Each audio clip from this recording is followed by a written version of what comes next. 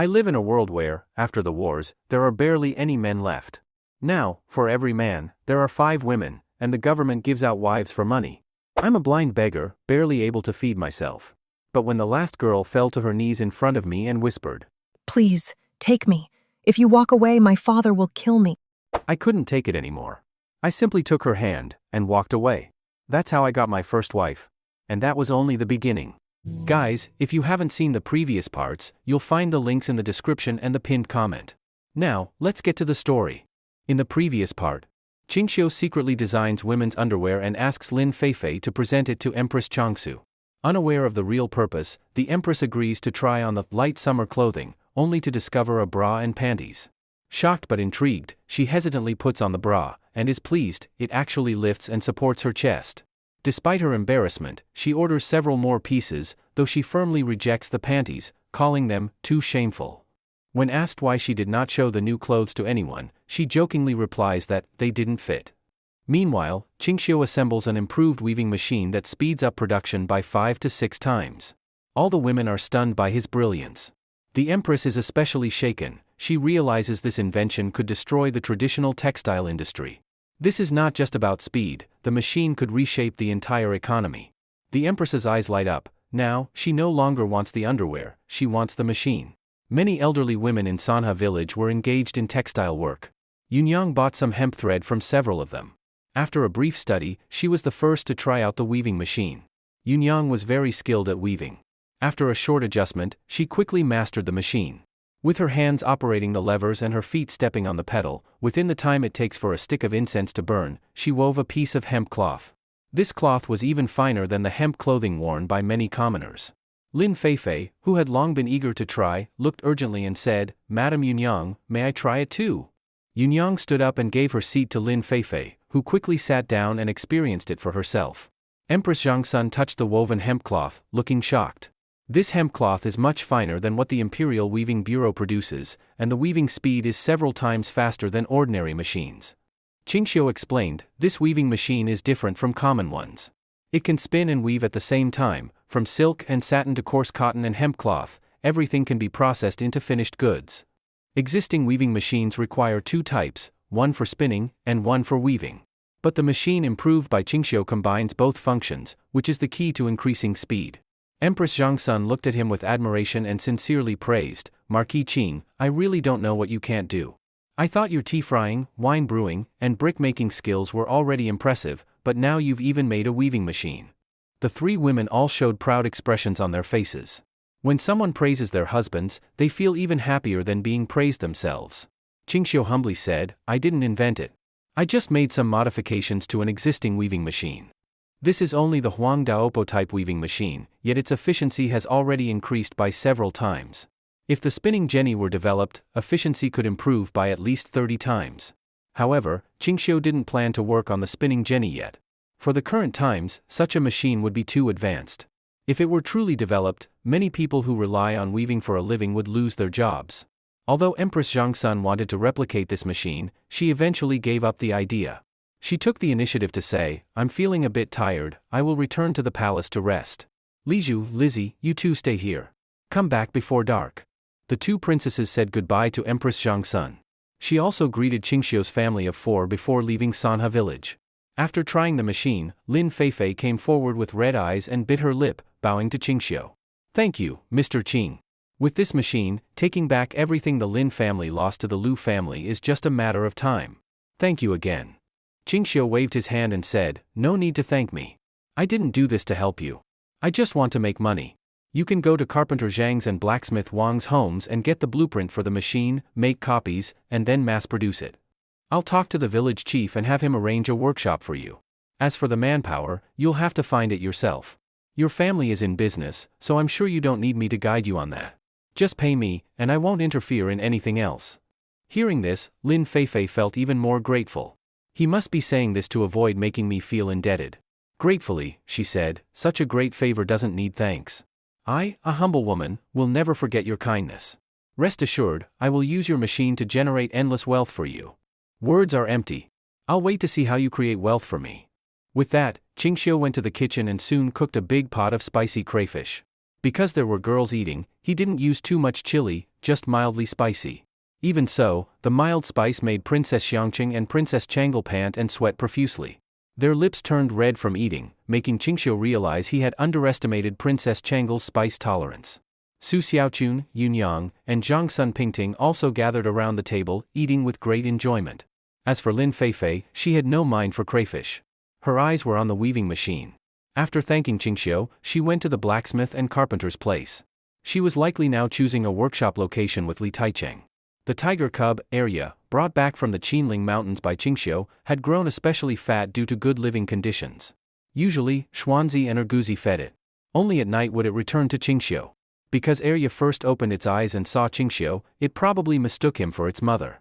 Even after a month of feeding by Xuanzi and Erguzi, the cub still saw Qingxiu as its closest person. Now, Arya was lying under the table, chewing on crayfish shells, its mouth covered in drool from the spice. Arya rarely appeared in public, so even the villagers didn't know of its existence. When Princess Xiangqing and Princess Chang'e first saw the silly-looking little tiger, they immediately loved it and kept playing with it. Back at the palace, Empress Zhangsun went directly to find Li Er. Li Er looked surprised to see her arrive alone. "You came alone? Where are Li Zhu and Lizzie?" She smiled gently and walked up. "I left them at Marquis Qing's home. I came back early to tell your majesty some good news." "Oh?" Li Er smiled. "What good news? Tell me quickly." Empress Zhangsun couldn't hide her excitement. "Today when I visited Marquis Qing's home, I saw he made a weaving machine. The cloth it produces is finer than what the Imperial Weaving Bureau can make, and the speed is over 10 times faster." "What?" Li Er stood up in shock. "A weaving machine made by Marquis Qing that's over 10 times faster? Did I hear that right?" "Yes, your majesty. You heard correctly. The efficiency is more than 10 times higher, and the quality is also much improved." "Heavens, this is great news." Li Er began pacing excitedly, mumbling to himself. "Every time we reward people or send cloth to the Turks, it costs us a lot. The root cause is the manpower and resources required." "Your majesty is right," Empress Zhangsun said joyfully. "With such a high-efficiency machine, we only need to invest 30% of the cost to meet our needs and even make a profit." Li Er clapped and laughed. "Marquis Qing truly deserves to be called the disciple of an immortal. Even a complex machine like a weaving device he can create. Guanyin maid, our royal family owes him too much. I don't even know how to reward him anymore." He suddenly seemed troubled. Empress Zhangsun smiled bitterly. "Your majesty, I think the same. We've been asking too much of Marquis Qing. Too many times, and he might feel discontent. That's why I didn't ask him about the machine. I came to the palace first to discuss with your majesty how to best handle this." Li Er paused, then nodded seriously. "Guanyin maid, you are right. We have taken too much. If we keep exploiting him, even a clay man has a temper. Over time, Marquis Qing might become unhappy. So what does your majesty plan to do?" Empress Zhangsun quietly looked at Li Er. He pondered. "Rewarding too often will attract criticism from officials. The machine isn't going anywhere, so let's wait a month or two. Then we can ask him if the Weaving Bureau can use it. At that time, we'll give him a title promotion and maybe even grant him Xiangqing." Empress Zhangsun nodded in agreement. The next morning early, Qingxiu first inspected the training camp, and Lu Yunyan, Shan Xiaoro, and Xiao Shuixian, along with more than 900 people, also completed the morning military training. Seeing Qingxiu arrive, the three of them stepped forward and saluted. "We greet Mr. Qing," they said in unison. Qingxiu asked, "How is the progress of the training?" Lu Yunyan nodded and said, "Village chiefly selected these young men and women, they endure hardship well, and their martial talent is also good. In this month they have improved rapidly. Within 3 years, they will not lose in skill to Xiaoro." Qingxiu responded. Seeing her fragrant sweat pouring, her wet clothing tightly clinging to her lovely body, anyone not blind would consider it a great pleasure just to glance. Qingxiu felt stirred in his heart, expression calm, and said, "Leave the training to the two of them. Today you come with me to Chang'an." Lu Yunyan's face changed slightly with unease. She clenched the sleeve of her fist twice, gave a few words of instruction to Shan Xiaoro and Xiao Shuixian, then followed Qingxiu away from the training camp. Coming near the carriage, Lu Yunyan's fair cheeks reddened as she said, "Mr. Qing, could you allow me to go back and bathe and change clothes?" Because she had trained with over 900 people, she had sweated all over. Though not to the point of odor, knowing what would happen next, she did not want to present herself with sweat smell. Actually, there was no sweat smell on Lu Yunyan, rather, she had a unique faint maiden fragrance. Qingxiu shook his head and said, "Bathing and changing clothes isn't necessary. You go back and pack a few sets of clothes to change into and come. When we get to Chang'an you can bathe and change. When Lu Yunyan heard this, she blushed even deeper and her heart accelerated. She thought in her heart, it seems Mr. Qing intends to have me stay in Chang'an for a time. She felt a mixture of emotions. She went back to her lodging, packed several sets of clean clothes, and boarded the carriage. Qingxiu took Lu Yunyan to a civilian house where Li Yuqing had stayed. After entering the courtyard he said, "Let's wash here for now. You will live here for a while. You may come and go freely here." Lu Yunyan held a bundle of clothes, nodded charmingly, and entered the house. Then she took a bucket of water, and after returning to the room, locked the door from inside. A moment later, the sound of water splashing came from inside. One put someone there guarded to prevent them from escaping and causing unnecessary trouble. But as for Lu Yunyan, Qingxiu felt more at ease. A 7-day fatal pill could completely control her. Lu Yunyan washed clean, changed clothes, then hurried out, but when she sat on the bedside she looked somewhat dazed. Ah? She let out a sigh. Bitterness appeared on her face. This should be the place senior sister lived in. She glanced around the bed. Huh? What is this? Lu Yunyan picked up a black garter strap and looked at it. From the structure of this item, she could tell it was a woman's legwear. Her fair face instantly turned completely red, and she felt shocked and saddened at the same time. This must have been worn by senior sister, right? And this white one, pink one, red one, all had traces of being worn. It's really unimaginable, senior sister, a person who regards chastity more precious than life, forced to wear such licentious items to please others, how utterly despairing and pitiable that must have been. Thinking of this, Lu Yunyan's eyes instantly filled with tears. She murmured, "Senior sister, from now on your junior sister will bear the suffering for you. You must manage the mess of Miao village, do not let junior sister sacrifice her chastity in vain." At the same time, in the distant Miao village. Yesterday afternoon Li Yuqing had already returned to Miao village. Early this morning she changed into Miao dress and, with old Dao Zhang, went to the witch ancestor sect's teaching hall. Along the way, many people of the witch ancestor sect respectfully bowed and saluted Li Yuqing. Many also wondered about the identity of old Dao Zhang beside the saintess. At the bamboo-wood 2-story pavilion at the village edge, Li Yuqing quietly said, "Uncle Dao Zhang, if it is inconvenient for you to enter, please guard outside." Old Dao Zhang nodded, holding his pen straight and standing at the door.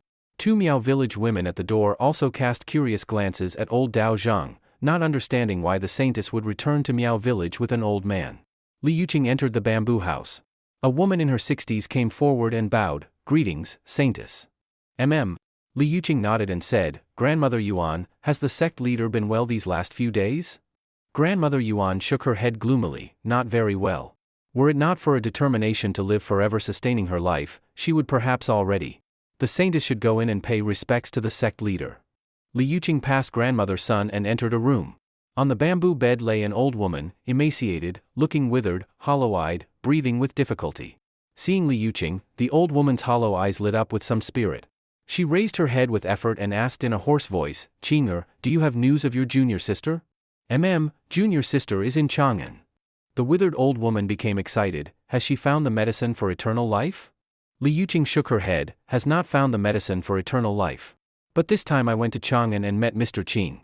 Mr. Qing said that there is no eternal life technique in this world." Mentioning Qingxiu, Li Yuqing's innocent face turned a bit rosy, revealing a delicate shy expression. The withered old woman felt a jolt in her heart and suddenly her face turned ashen. "No eternal life technique? There is no eternal life technique? I am destined to have no affinity with eternal life, no affinity." She looked at Li Yuqing and saw her shy manner, and her breathing became rapid. She weakly motioned Li Yuqing over. "Qing'er, come to your teacher." Li Yuqing stepped forward. The withered old woman sniffed with effort, then her face changed drastically. Your maiden body is broken?" Li Yuqing bit her lip and nodded. It is broken."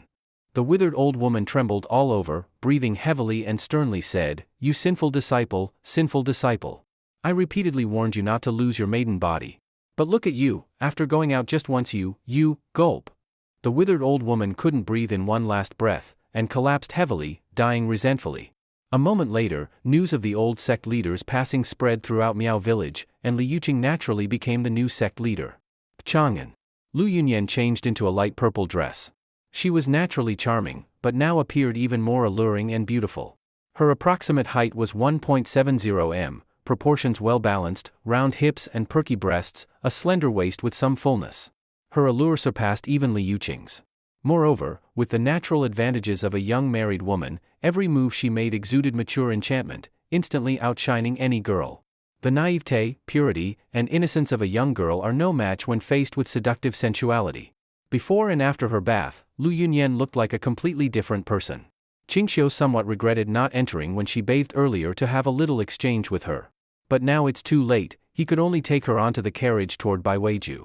To keep things low-key, Qingxiu had Lu Yunyan wear a veil, and he entered Baiweiju separately from her. Even though Lu Yunyan wore a veil, her graceful figure and voluptuous, seductive form still attracted countless glances of lustful craving. "Young master, quick look, there is a beauty, a great beauty." In a corner on the first floor, a follower excitedly pointed at Lu Yunyan ascending the stairs. The youth treated as the young master looked over, eyes lecherously gleaming, smacked his lips, tsk tisk, although wearing a veil, undeniably a great beauty. Pity, judging from her mature allure, she must be not young, probably a married woman. After that voluptuous beauty disappeared from view, the young master looked at the closed office door and said passionately, "Although that married woman is extremely enticing, I still prefer Miss Yuchan.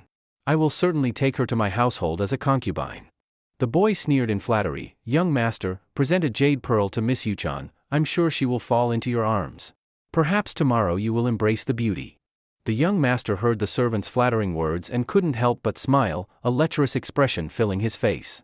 Today, Li Yuchan wore a light pink strapless dress, her hair styled in a maiden's bun, her face radiating a confident smile as she stepped onto the stage. "This young woman is the chief manager of Baiweiju, Li Yuchan. I will be hosting today's auction. There are 7 items up for bidding today, including 5 top-quality water jade beads of immense value. These 5 water jade beads come in different colors, red, green, pink." Li Yuchan began a lengthy speech. Her family was one of scholars, so she used all kinds of elegant phrases to describe the water jade beads so beautifully that the audience gasped repeatedly and became very eager to obtain them. There were more attendees at today's auction than the previous one. After the last auction, Baiweiju's fame spread quickly throughout Chang'an. Those wealthy people who missed the last auction and lost out on the glazed moon pearl and divine brush were almost all present today. At this moment, the entire auction hall was lively and bustling. Among these people, Persian and Hu, Central Asian, merchants made up nearly half the crowd. Several Persians were whispering in Persian. As expected, there are glazed water jade beads today. The rumors were true. We must win at least one water jade bead today to study it and see how it differs from our own.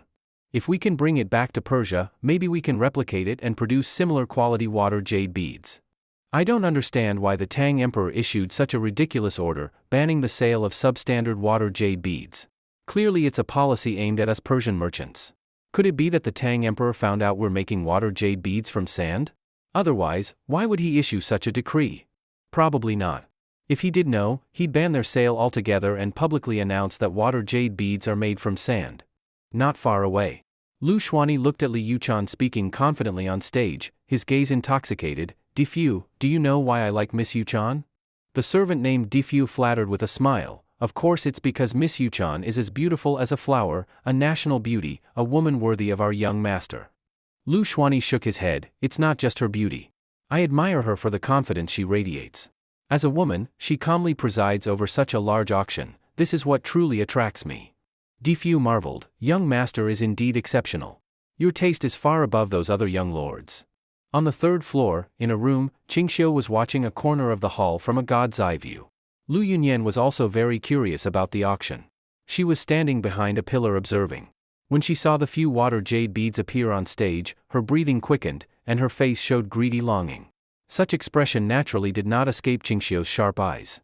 "These water jade beads look so pretty. If I had one as a necklace, how nice would that be?" Lu Yunyan bit her lip and instinctively touched her smooth but bare neck. But thinking of her empty pockets, she grew disheartened and sighed, deciding to just watch as a bystander.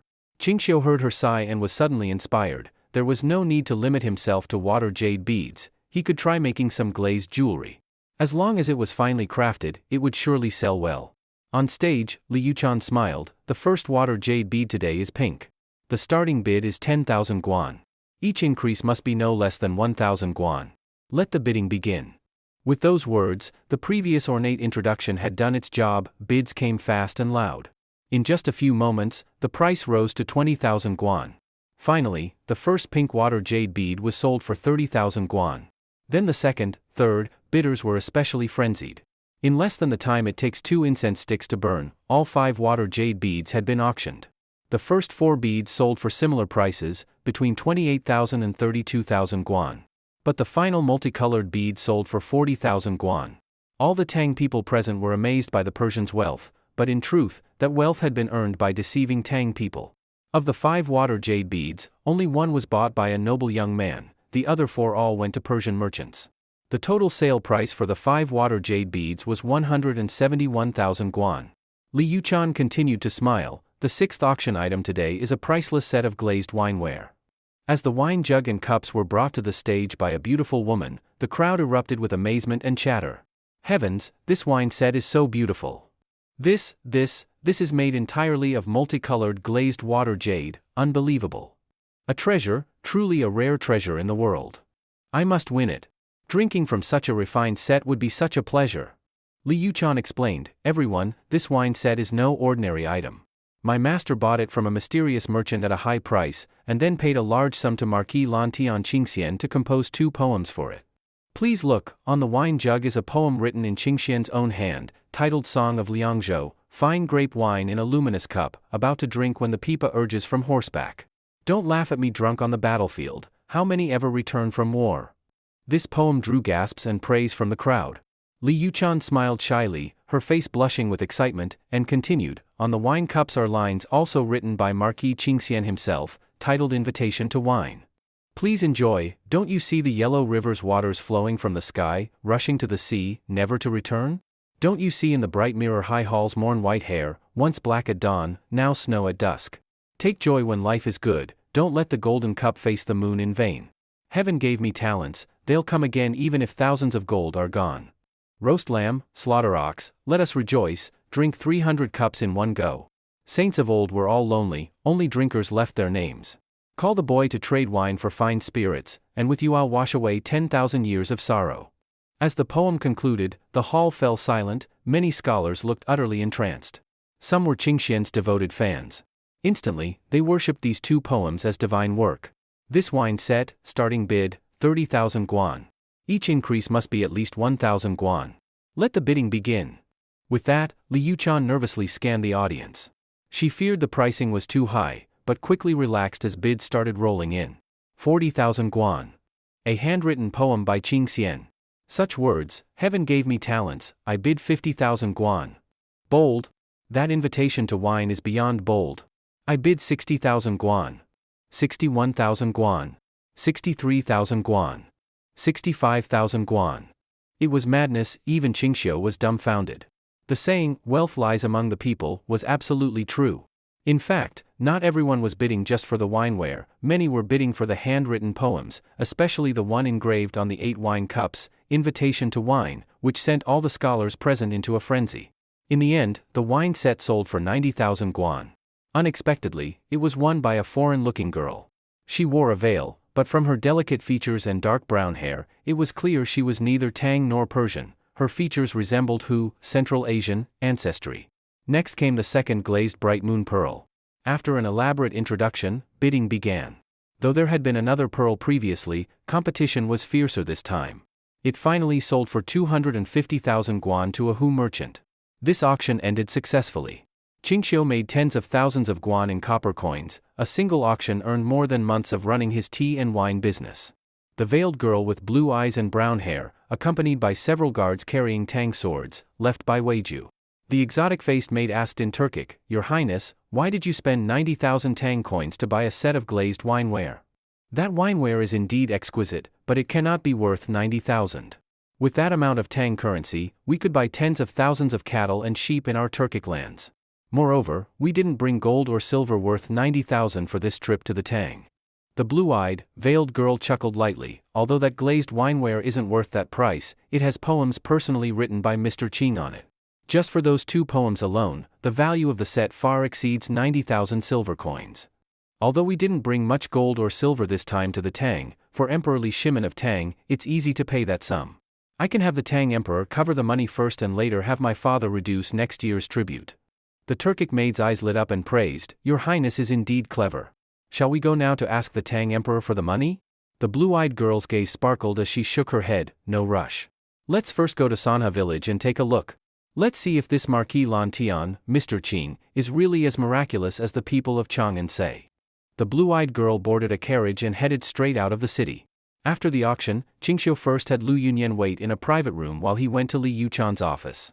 Before entering the office, he heard Li Yuchan's gentle voice from inside, "Young Master Lu, I really can't accept this water jade bead. It's too expensive. Please take it back and give it to your wife." Young Master Lu said, "My so-called wife was a marriage arranged by our fathers. Although we are husband and wife in name, our relationship has long been dead. She doesn't deserve such a fine water jade bead. As the saying goes, a precious pearl matches a beauty. This water jade bead is perfect for Miss Yuchan, so please don't refuse." Another voice chimed in, "Miss Yuchan, this is the first time our young master has ever given a gift to a woman. Please don't embarrass him. You should know, our young master is the son of a duke and will inherit the title. His status is extremely noble." The implication was clear, "It's your good fortune that our young master fancies you, don't be ungrateful." Li Yuchan continued, "Young Master Lu, I am a servant-born woman. You are a duke's son. We're not of equal status. Even if I became your concubine, it would be undeserved. Please take back the water jade bead and don't make things hard for me." Lu's tone grew displeased. "I already said before, I don't mind your background. Just tell me who your owner is, I'll redeem you and make you a free woman." Li Yuchan insisted, "Please, young Master Lu, spare me. Don't trouble me." Lu spoke angrily, "You won't even let me redeem your freedom? Is it so hard to tell me who your master is?" The other person also said harshly, "Young master, I think she's just making excuses because she doesn't want to get involved with you. A real man doesn't lack women. With your status, countless girls would throw themselves at you. Why lower yourself for a mere servant?" "Shut up!" Lu barked. After a pause, he cupped his hands and said, "Since Miss Yuchan doesn't like the water jade bead, I'll visit another day. Farewell." With that, Lu Xuanyi left the office with his servant Defu and exited Baiweiju. Xuanzi came over and said in a low voice, "Lord Marquis, this Lu dares to have ideas about your woman. Should I teach him a lesson?" Qingxiu smiled faintly and shook his head, "No need for now. Let's first ask Yuchan about his background before deciding." Then Qingxiu entered the office. Seeing him come in, Li Yuchan stood up and smiled, "Lord Marquis, today's auction brought in a total of 511,000 guan. After deducting the 68,000 guan owed to His Majesty and Lord Zhangsun, our net profit is 443,000 guan." Zhou Kaiwei and Li Yuchan both looked at him with admiration. Xuanzi also gasped, "One auction made this much money? Lord Marquis, if we hold a few more, you'll be the richest man in Tang." Qingxiu laughed, "Becoming the richest man in Tang is easy. But it won't be so easy to keep selling water jade beads at such high prices." "Why not?" Not only Xuanzi but also Zhou Kaiwei and Li Yuchan looked confused. Qingxiu explained, "There are only so many wealthy elites. Their fortunes are limited. Buying one or two treasures is fine, but asking them to keep buying water jade beads will bankrupt them. Future buyers won't bid so high, so the next auction will definitely fetch lower prices. They'll keep dropping. Eventually, items might not even sell." Now everyone understood. Li Yuchan suddenly said, "Oh, Lord Marquis, the foreign girl who bought the wineware said they didn't bring much silver. She'll gather the money and send it the morning after tomorrow." Qingxiu nodded. "Have we checked her background?" Li Yuchan said, "Yes. They're from the Turkic envoy, currently staying at the Honglu temple." "Turkic envoy?" Qingxiu frowned. Why would the Turkic envoy come to Tang in this sweltering weather? He thought carefully. In the historical records of Zhenguan's first year, there was no notable event. Maybe this was just a simple diplomatic mission. "By the way," Qingxiu asked with interest, "Yuchan, I heard you talking to someone named Young Master Lu. Who is he?"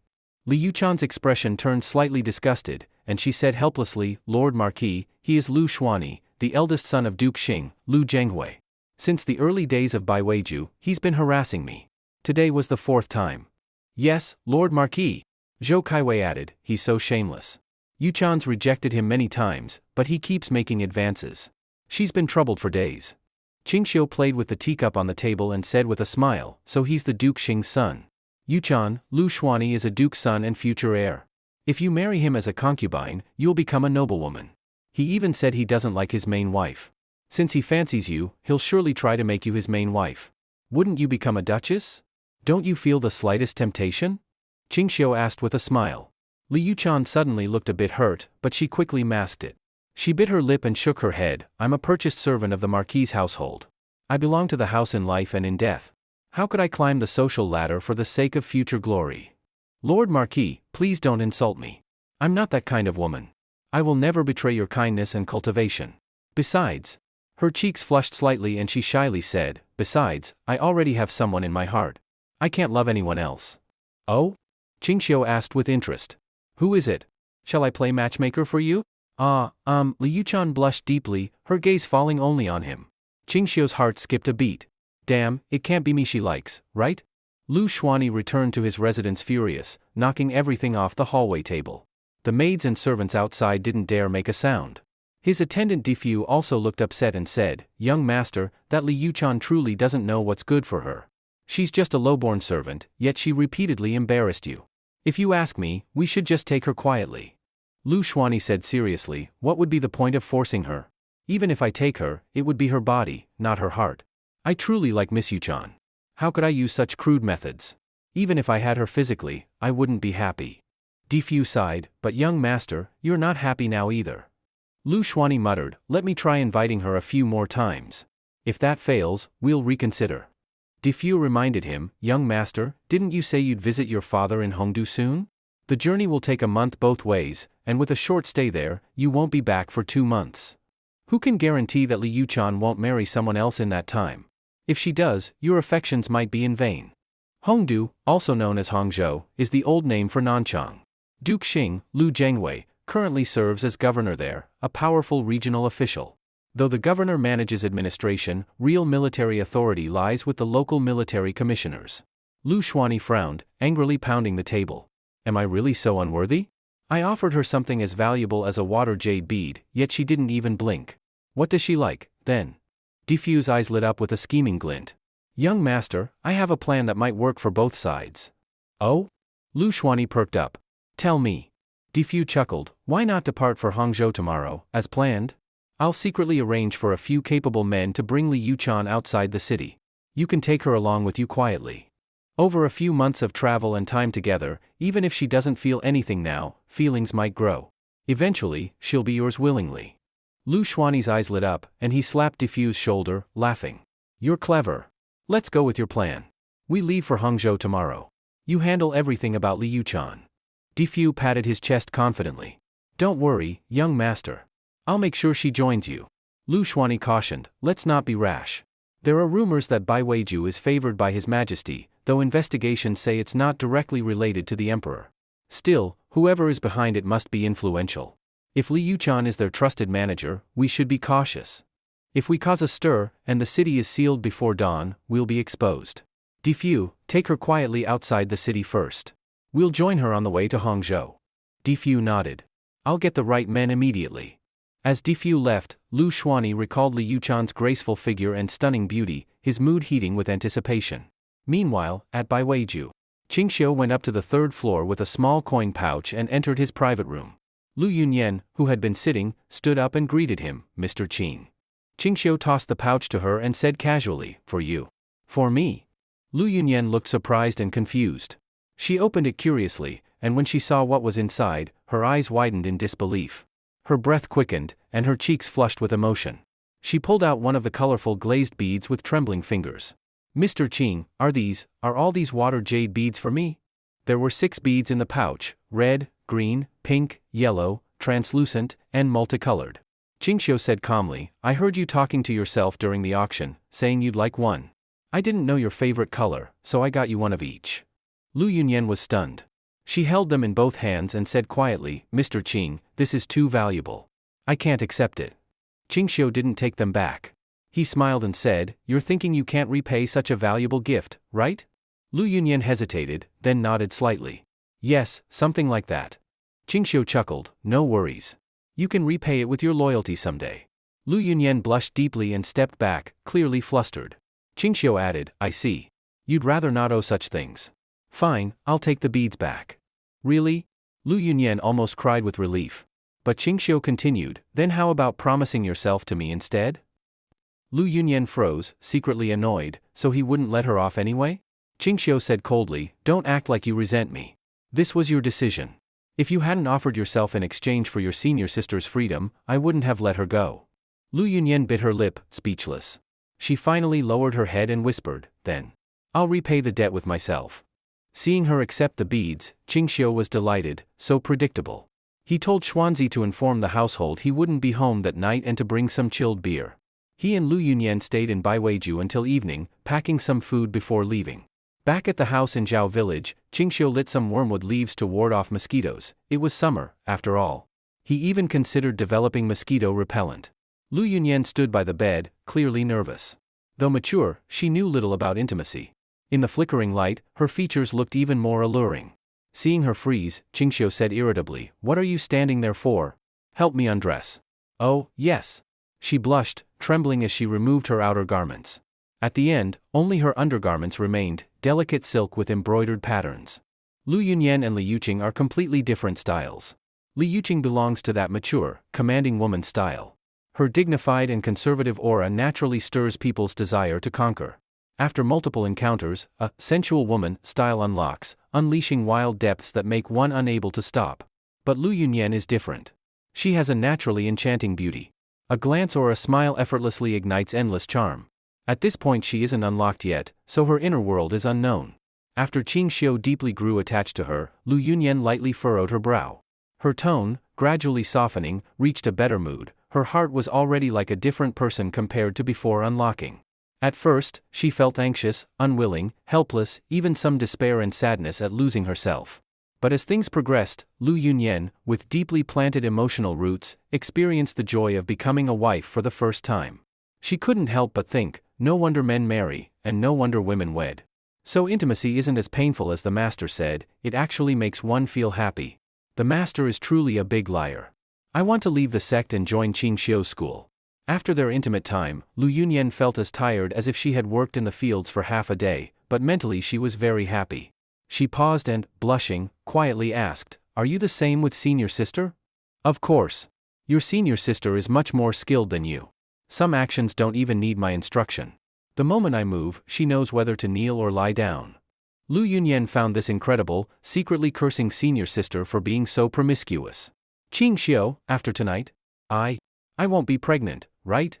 Lu Yunyan asked very anxiously. Qingxiu's mouth twitched. He shook his head, "No, because all the children died on your face. Just now, she had used her face to kill countless." Lu Yunyan looked puzzled. "What do you mean?" Qingxiu whispered a few words near her ear. Lu Yunyan's face instantly turned red, with an expression of sudden comprehension. She understood. Qingxiu, trying not to laugh, explained some knowledge about this topic. Hearing it, Lu Yunyan's beautiful eyes were full of disbelief. She thought, there are so many secrets in the human body. They chatted a while. Qingxiu's major ability cooldown had ended. He picked up a pair of black silk suspenders, threw them over and said, "Put them on." Lu Yunyan modestly requested guidance twice, then somewhat shyly changed them on. Her seductive temperament became even more moving, and she looked more sexy. "Qingxiu, please cherish me." "I will." This time, Qingxiu truly was much gentler. Until late at night, the clouds cleared and the rain stopped. Lu Yunyan was exceedingly tired. The two embraced and slept. Although it was hot, many ice blocks had been placed here in advance, and the nighttime temperature was even a bit cold. During sleep, Lu Yunyan kept snuggling into Qingxiu's arms, like a swallow returning to its nest. Not clear if she was like a swallow, but Lu Yunyan was absolutely at the level of a dairy cow. Because Lu Yunyan slept restlessly, Qingxiu woke up several times during the night. Waking again late, he was about to go back to sleep, but a group of hurried people intruded into his God's view. That instantly erased his sleepiness. He sat up to carefully observe the group. There were 8 of them, all dressed in black, masked. One large-haired man carried a person on his shoulders. Looking closely at the outline, it was a woman. But she was carried shoulder-high, face toward the ground, so her face couldn't be seen. Qingxiu's mouth curved in a snort. He murmured, "To run into a kidnapping? Interesting." The distance was too far for Qingxiu to hear what they said. He only saw them bring the captured woman inside a room, then crawl into another room and disappear. Qingxiu put on clothes and went out. Arriving at the door, he quietly called, "Xuanzi." The next moment, a figure appeared before his eyes. "Lord Ho, why did you get up in the middle of the night?" The person was Xuanzi. He, Erguzi, and Taizhu take turns 12-hour shifts, then they get 2 days off. Besides guarding the door, they have no other work. Qingxiu faintly smiled. "Count from here, the 21st household on the right. Send a sharp brother to monitor, report any wind or grass movement to me. Remember, it must be hidden." Don't let them discover. Being a witness to this kidnapping affair, Qing Xiu was greatly interested. At a key moment, he might serve as a witness. Such a chance to build his reputation as a righteous person must not be missed. When he returned to the house, Lu Yunyan had already awakened. She sat up with confusion and doubt. Why would someone get up at night for no reason? If wanting to pee, they could use the night pot in the room. Though Yuhua in her heart, Lu Yunyan didn't ask much. She always remembered she was a servant. Like senior sister, she had only become this person's plaything. Once they were done playing, they could discard her at any time. But when Qing Xiu returned and saw Lu Yunyan without a stitch on, he felt an urge again.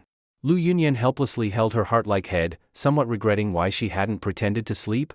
She had woken up unintentionally and paid a whip for it. Because she didn't sleep well, Qing Xiu slept especially heavily. It was the outside noise that woke him. Soon, urgent voices came from the yard. Lord Ho, wake up quickly. Something happened in Chang'an. Qing Xiu flipped over and quickly dressed, rushing out. Lu Yunyan did the same, quickly dressing. But on the way, she frowned occasionally and walked oddly, which made her slow down. Seeing Qing Xiu come out, Xuanzi anxiously approached and said, Lord Ho, something happened at Baiwei residence. Last night 8 masked people sneaked into Baiwei residence, into Miss Yuchan's quarters, and abducted her. Qing Xiu's face darkened. He asked, something happened last night, and they only report now? Lord Ho! Outside, Zhou Kaiwei, with dark circles and red eyes, rushed over sobbing, please save Yuchan. Last night she was abducted. Because of curfew, the servant I sent to Sanha village to report was captured by the patrol camp of Yongzhou prefecture. At sunrise, I waited at the city gate for curfew to lift, but ran into your guard. Xuanzi explained, I sent Chunqing into town to fetch breakfast. He met Miss Kaiwei, learned the truth, and brought Miss Kaiwei here. Suddenly Qing Xiu's expression turned solemn. He looked at the direction of the house that 8 masked people entered last night, his expression becoming strange. A cold smile appeared on his face. To the sobbing Zhou Kaiwei, he said, don't worry. Yuchan is fine. Give me 1 stick of incense time, I'll bring her back intact to you. Then Qing Xiu lifted his blind cane and said to Xuanzi and others, you fools, prepare to fight. Xuanzi's eyes widened, unable to hold back. Lord Ho, you mean, the place you asked me to send someone to monitor last night? Qing Xiu laughed, these kidnappers are quite professional. These kidnappers are no ordinary pros, they even brought the hostage to her family. Could there be more professional kidnappers? After learning that last night the Lord Ho had people watching that household villa, the guards all grinned wildly, arrogantly so. Qing Xiu asked in confusion, what's so funny? Xuanzi laughed heartily and said, Lord Ho, these kidnappers are stupidly adorable, they kidnapped our person, and even delivered her into our hands. Such foolish kidnappers, I think we'll be laughing about them all year. Qing Xiu shook his head and said, they are not stupid. They are very clever. The mastermind behind the scenes clearly planned to kidnap Yuchan and hide her within Chang'an City. Once the city was sealed and a search began, finding her would have been only a matter of time. But instead they chose to place Yuchan outside the city. They must have planned before acting. But they just happened to run into our blind cat catching a dead rat. Xuanzi froze, then nodded solemnly, Lord Ho speaks truly. I had thought the problem too simply. If we weren't by Zhao family village, Miss Yuchan would not have been found so easily. Afterwards, the outcome would have been unimaginable. Move! Qing Xiu led a dozen guards to encircle from 3 sides. These kidnappers still had some vigilance, they posted 2 men outside as night watch. But in Qing Xiu's, God's view, the 2 lookouts were practically useless. They were easily found and their throats slashed. Arriving at the courtyard gate, Qing Xiu pointed at the roof and whispered to Lu Yunyan, go up there and wait. Don't let anyone enter the main hall. Lu Yunyan quietly nodded, circled the compound wall, and lightly climbed onto the roof. Once everyone was ready, Qing Xiu knocked on the courtyard gate. The person hiding in the side room was awakened by the knock. How strange. Who would knock outside? Wasn't Lu Zhong and Wang Cheng guarding? Could something have happened? That shouldn't be. We were so quiet all night with no movement. Early in the morning there shouldn't be anyone. Still, better to be careful. Come on, go see. That person quickly dressed and went out. The leader signaled cautiously, 4 men hid under the courtyard walls on either side of the gate, slowly drawing their tang knives. He and another approached the door and peered through the crack at the outside. Once they saw who stood outside, the lead man frowned and murmured, strange, it's a blind man. A blind man, one behind asked in confusion, where are Lu Zhong and Wang Cheng? The lead shook his head, didn't see them. They exchanged a glance, nodded, then drew swords before opening the gate. Outside stood Qing Xiu wearing a blindfold. The leader growled, "Blind man, whom are you looking for?" Qingxiu said in puzzlement, Isn't this old Zhang's house? Your accent seems foreign. Who are you? Why are you at old Zhang's? The lead cursed, "What old Zhang? There's no old Zhang here you're looking for. Get lost." With that, he tried to close the gate. At that moment, Qingxiu's rod blade was drawn, he lightly swept a slash. The leader's sturdy body shuddered, he clasped his neck in disbelief, fear filling his eyes, and collapsed stiffly. The men behind saw this and were struck with terror. They shouted, "Enemies! Weapons out!" Qingxiu stepped swiftly into the courtyard, his rod blade like a spirit snake wove among them, each slash flashing blood. In the blink of an eye, for lay in pools of blood. Xuanzi and the household guards watched in stunned silence, their eyes filled with awe and worship for their Lord Ho. A blind person, yet his martial skill is so terrifying, what need for bodyguards? Even the close protection guards were merely symbolic. The last man had the blade at his throat. He was already cold sweating, legs weak. With a thud, he knelt, voice trembling, "Big brother, don't kill me." "Name?" Qingxiu asked coldly. The trembling youth answered, My name is Ma Futong." Qingxiu tilted his head and said, "Speak. Tell me everything you know about this matter." Ma Futong stammered, "I am a household guard at the Xinghua mansion of Lu Yanli. Last night we were ordered by steward Zhang Difu to go to Baiwei residence, kidnap Chief Li Yuchan and bring her here. That is all I know. I know nothing else. I have elders above and children below. Please, big brother, show mercy and spare my life." Qingxiu sheathed the blade and asked, "Spare you I can, but you must serve as a witness." Ma Futong kowtowed repeatedly, "Thank you, big brother, for not killing me. I am willing to be a witness and identify Zhang Difu." Qingxiu continued, "Did Zhang Difu say when he'd come meet you?" Ma Futong hurriedly said, "Yes, he said to watch over Miss Yuchan. Today early he would come take her away. I heard my young master plans to take Miss Yuchan to Hangzhou." Qingxiu's face darkened. If he hadn't encountered this tonight, Lu Xuanyi might have succeeded. The road to Hangzhou is far. A round trip would take a month at least. By then, Lu Xuanyi and Li Yuchan would already be too late to reverse. Lu Xuanyi's scheme was well calculated. Qingxiu turned and instructed, "Xuanzi, watch him well." Xuanzi immediately told others to bind Ma Futong. Qingxiu entered the main hall. A musty smell filled the space. Inside was only a pile of straw. No furniture, no tables, chairs, benches, or beds. Li Yuchan's hands and feet were bound, a piece of burlap was stuffed in her mouth. She was lying in the straw nest, blinded by sudden bright light. Her face was full of panic, her hair disheveled. When her eyes adjusted, Li Yuchan looked toward the door. Upon seeing the person, her eyes reddened and tears burst uncontrollably. Sobbing, Qingxiu approached and used his rod blade to cut the ropes binding her hands and feet. Li Yuchan pulled out the burlap from her mouth.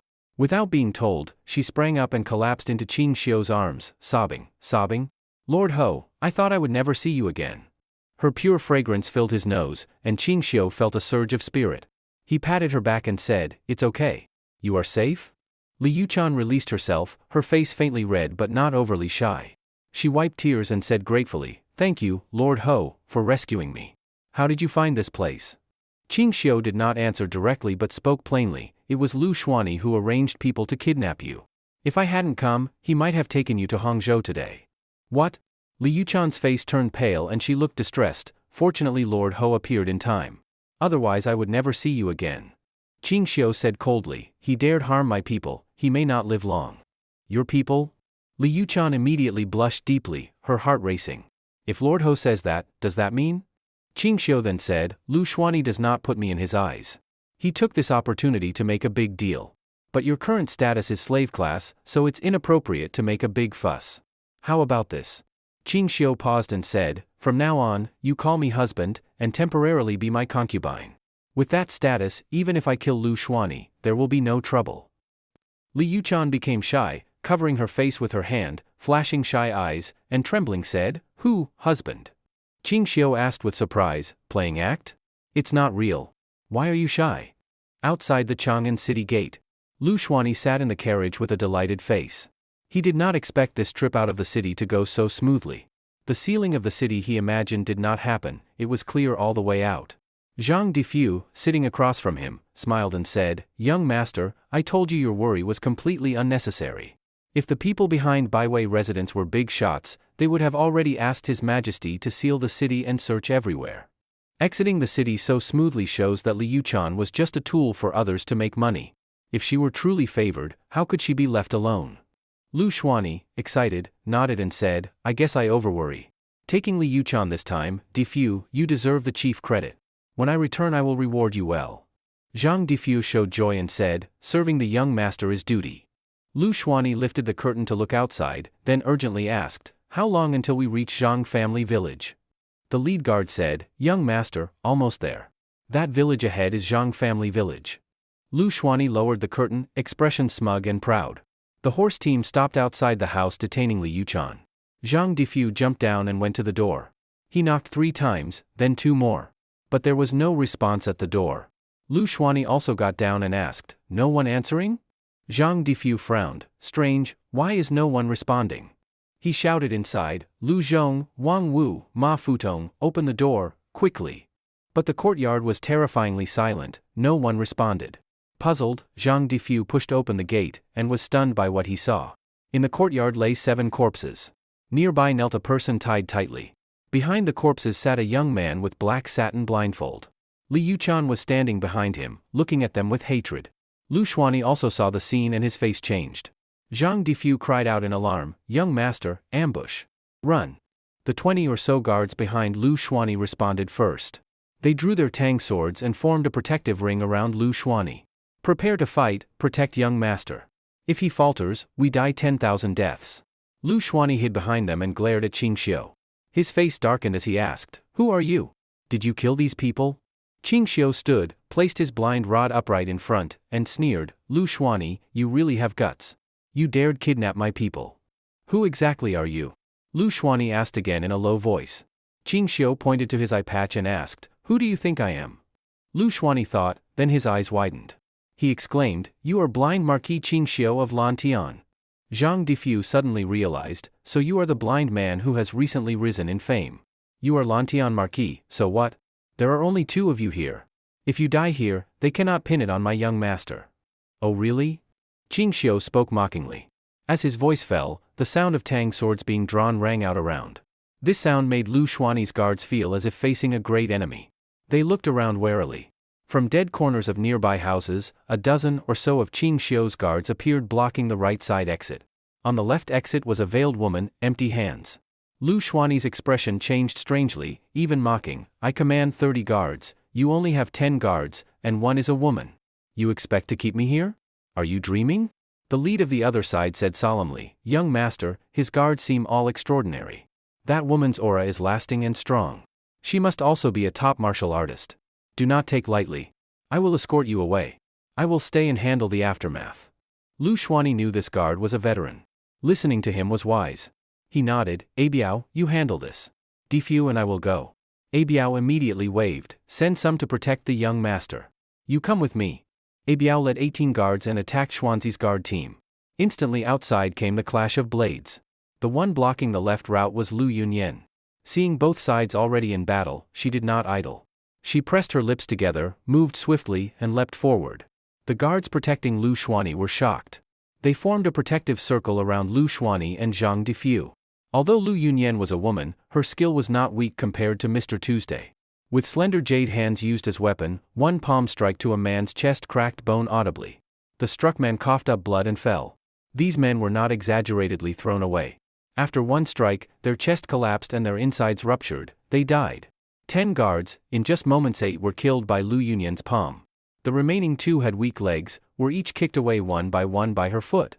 Their bodies convulsed, bleeding from nose and mouth, they were dead. Lu Xuanyi and Zhang Defu were terrified and ran. But that they could escape would be strange. Lu Yunyan caught up, kicked Zhang Defu down and with one hand grabbed Lu Xuanyi's neck. With a gentle yell, stop all or I will strangle him. Abiao had already seen the situation behind and was despairing. Seeing Lu Xuanyi captured, Abiao cried, all stop. Drop weapons. He dropped his weapon first. Other guards looked at each other. Some helplessly dropped weapons, a few seized chance to escape. Bind them all. Xuanzi led people to tie up several dozen guards. Lu Yunyan with her left hand held Lu Xuanyi, with right hand held Zhang Defu and dragged them to Qing Xiu like chickens, throwing them down. Qing Xiu placed blade tip at Zhang Defu's neck and asked with interest, you are Zhang Defu?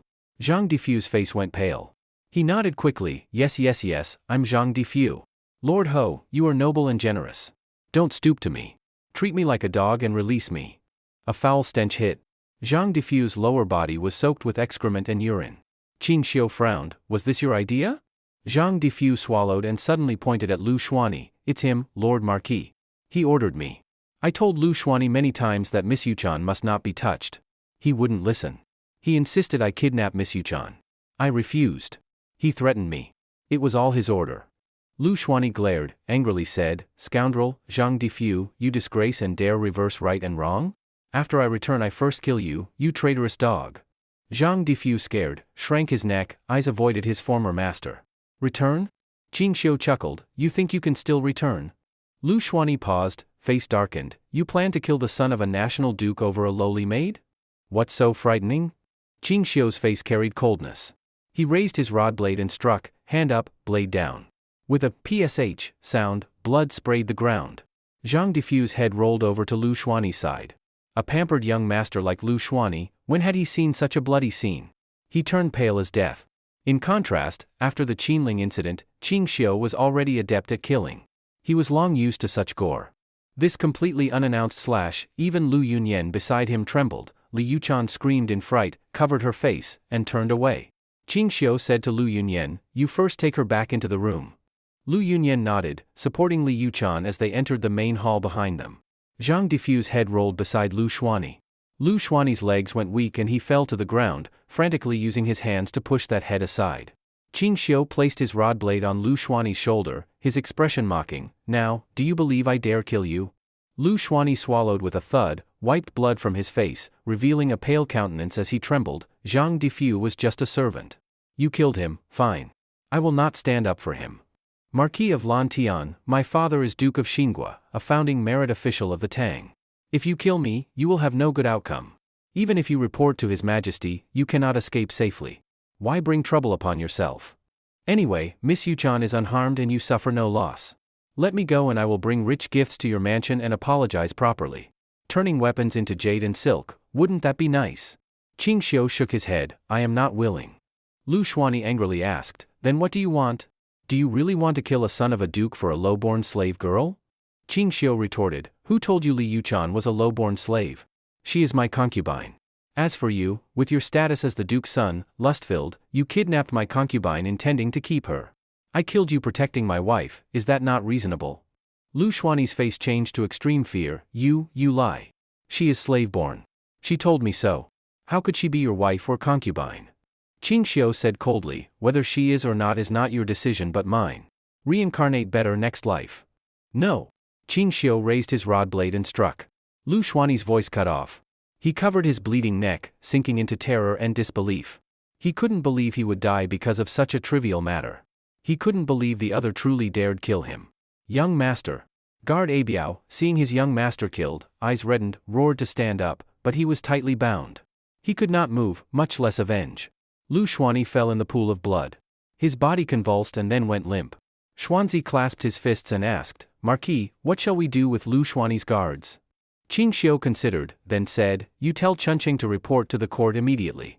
Say Duke of Xingua's son Lu Xuanyi kidnapped my wife and concubine. He was caught red-handed and attempted to harm. I executed him on the spot to protect my wife. Yes, say exactly that.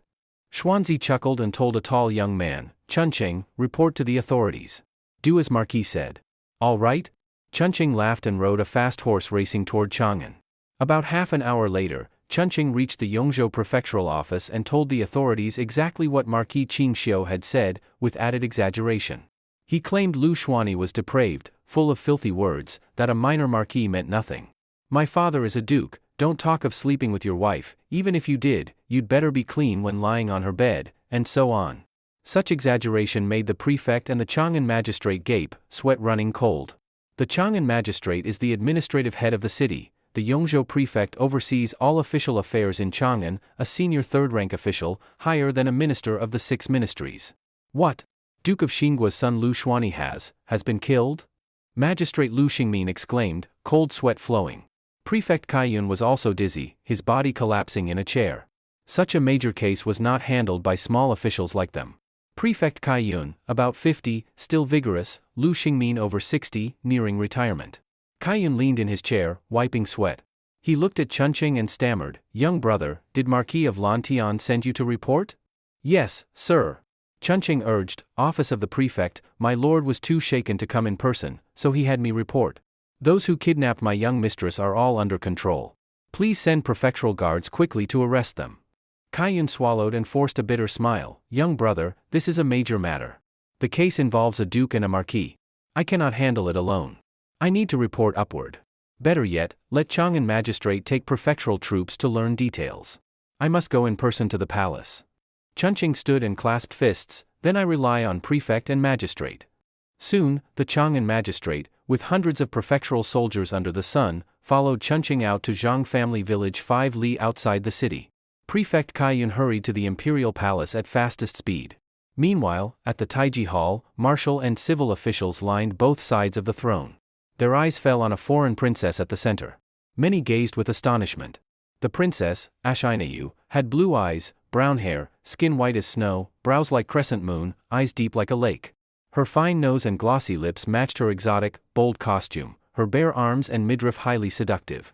Li Er looked at Ashinayu and smiled. "Princess Ashinayu came thousands of miles to Chang'an. I wonder what you came for." Princess Yu bowed lightly with one hand before her and smiled. "I, Ashinayu, brought the sincerest greetings from Ashina Jieli, wishing the Tang great prosperity." Li Er narrowed his eyes and smiled approvingly. "The Tang's prosperity will be as you wish." After bowing, Ashinayu said, "Ashina Jieli sent me on an embassy for one matter only. I heard that the Grand Princess of Xiangqing in Tang has reached marriageable age but remains unmarried. Ashinayu was sent to request marriage to the Tang princess.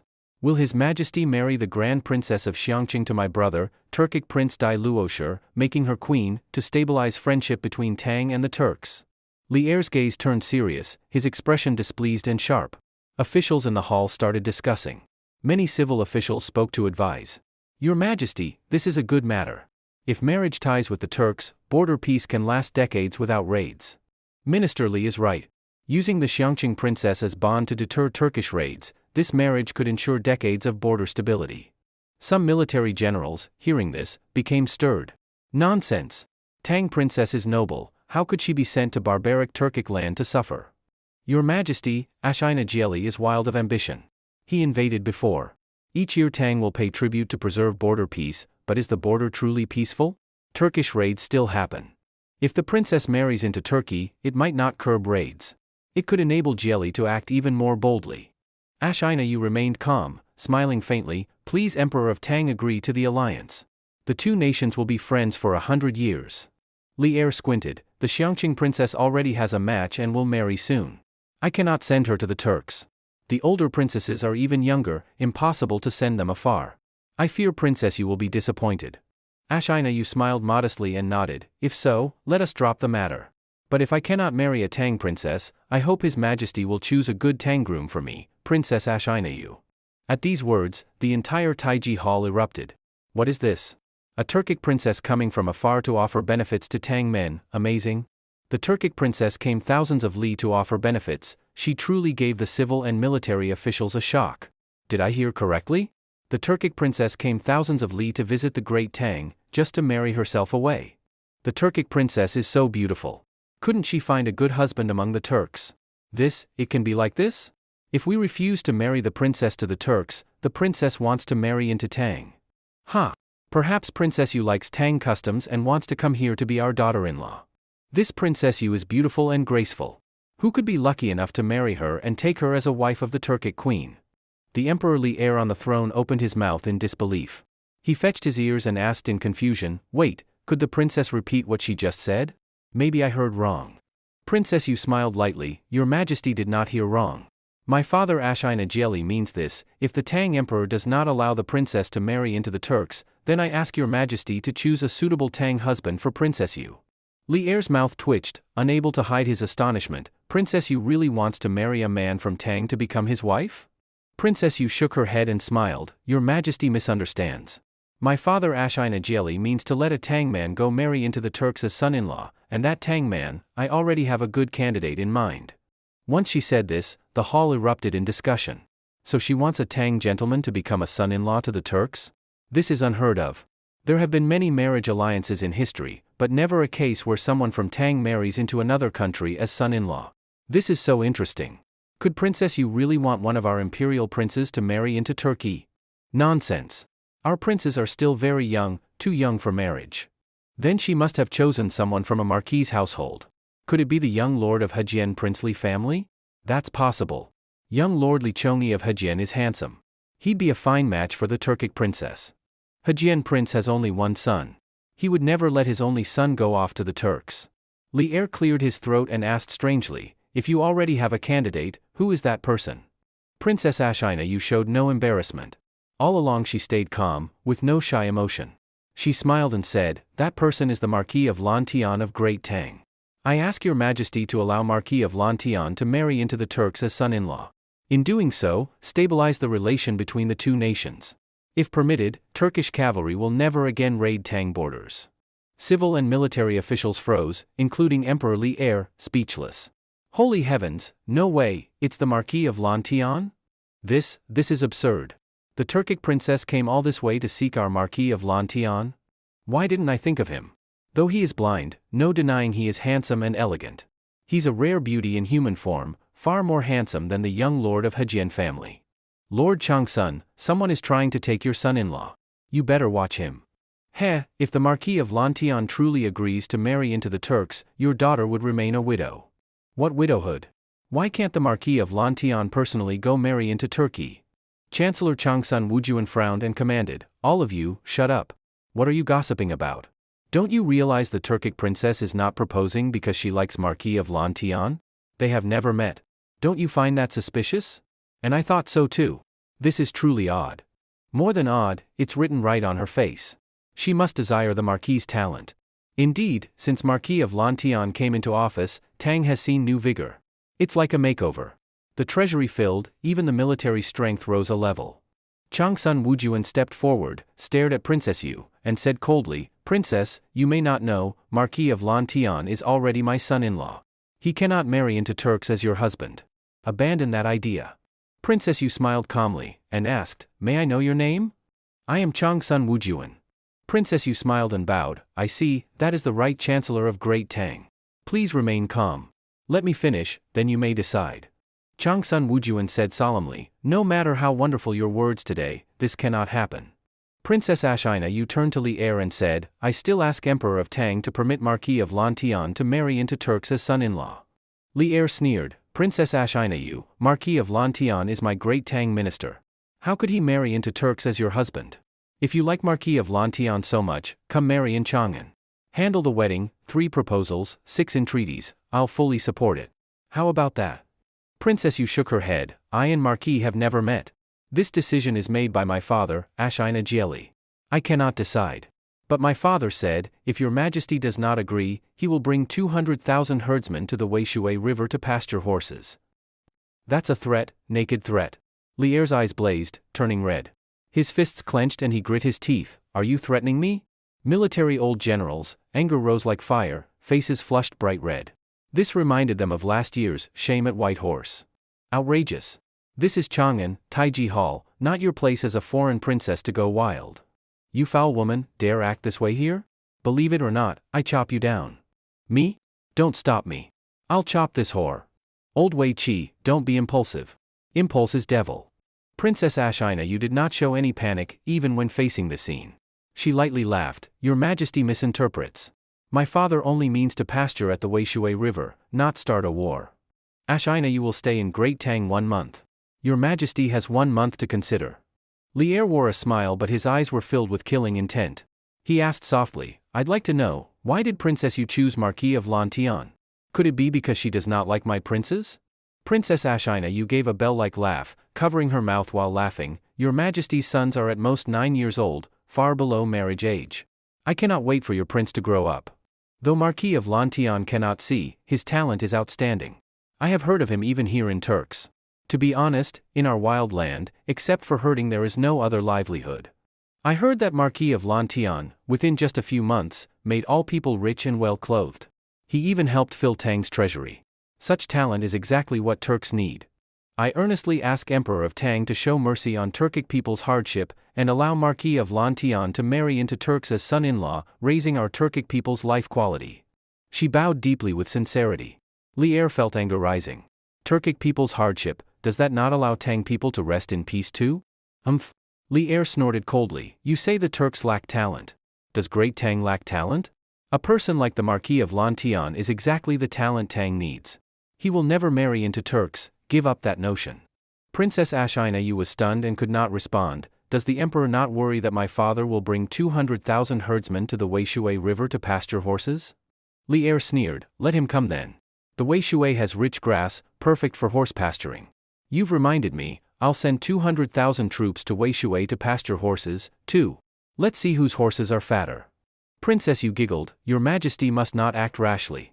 As I know, Tang has only 400,000 troops, 100,000 stationed in Liaodong to prevent Goguryeo invasion, 100,000 in the right flank to resist Tibetans, Chang, Lurin invasions. 50,000 defend Tuyuhun, 50,000 guard Lingnan against rebellion by Lingnan King Feng-ang, another 50,000 deployed to coastal, Baiyue, Nanjiao regions. Chang'an has only 50,000 troops remaining. How can it resist Turkic 200,000 cavalry? All civil and military officials heard this and showed shock. In early Tang, Tang's military was not large. Under Emperor Li Er's Zhenguan era, at peak the Zhichong forces were only 600,000. To reach that, at least 10 years more were needed. This Turkic princess understands Tang's military numbers. If she studies us, learning about our troop strength isn't hard. Your Majesty. General Yu Qigong's eyes reddened, this is utter humiliation. Foreign barbarians come threaten the court, how long will your Majesty endure? Li Jing's face darkened. He raised the court mace and solemnly said, Your Majesty, I request battle. Fight. Your Majesty, a foreign people act so disrespectfully, there's no reason to swallow it. I proposevoir. I agree. Fight. Fight. Retired generals were all stirred. Though civil officials often criticized, when national matters arise, they too would set aside petty grievances. Many civil officials stood to propose war. Princess Yu's expression showed slight panic, her eyes darted to officials. Li Er coldly smiled, Princess Yu, see? None of my officials are cowards or fearful. Do you still think Turkic 200,000 cavalry can be unstoppable? Bring someone, deliver my decree. Li Er waved his hand and declared, from the Liaodong 10,000 troops, recall 30,000 to aid Chang'an. From Lingnan 50,000, pull 2,000 back. From right flank 10,000, recall 3,000 to guard the capital. From coastal, Baiyue, Nanjiao regions recall 20,000 to return immediately to Chang'an for defense. Hearing this, many civil officials looked shocked, many military officers looked solemn. It's not that they liked war, but foreigners threaten the home, they must not endure. Li Er stared at Princess Yu and said coldly, I casually mobilized 100,000 troops to aid Chang'an. Though I'm 10,000 short, who wins is not yet known. Since your father presses forcefully, I will endure until the end. Fear finally appeared in Princess Yu's eyes. She collected herself and smiled softly, Your Majesty need not do this. My father only came to pasture horses, not start war. Why mobilize troops? Li Er said coldly, if it's horse pasturing or war, you know best now. Princess Yu forced a smile, I return to the Turks in 1 month. Your Majesty has 1 month to consider. No matter success or failure, it won't affect Tang-Turk friendship. Li Er shook his head and firmly said, I don't need to consider. I can give you a clear answer now, Marquis Qingxiu is Tang's Marquis of Lantian. Even if your Turks invade with whole nation, even if Tang treasury is exhausted, I will endure. Marquis of Lantian will never marry into Turks. Princess Yu's expression grew more panicked, this was not the outcome she wanted. An imperial censor stepped forward from civil officials, Your Majesty, I propose allowing Marquis of Lantian to marry into Turks. Li Er squinted at this censor, almost daring death, Lu Shoulin, do you know what you say? Indeed this censor was Chief Censor Lu Shoulin. Even Princess Yu watched him with interest. Lu Shoulin's face hardened, Your Majesty, my suggestion for 3 reasons. First, Your Majesty sends troops back to Chang'an, weakening border defenses. If an enemy invades now, how to respond? Do not forget last year's Piaoqiao Treaty. With our current troop strength, we are no match for Turkic cavalry. Sending troops to support Chang'an is self-deceit. Second, if war begins, countless lives lost, people suffer. Letting one person join Turks avoids war between nations. Third, Marquis of Lantian is confident and talented, many officials believe so. If he joins Turks, Anqi and Shuafeng regions may avoid cavalry raids. Another censor spoke, Censor Lu's words hit the mark. Your Majesty should not preserve one man and let Tang suffer countless war casualties.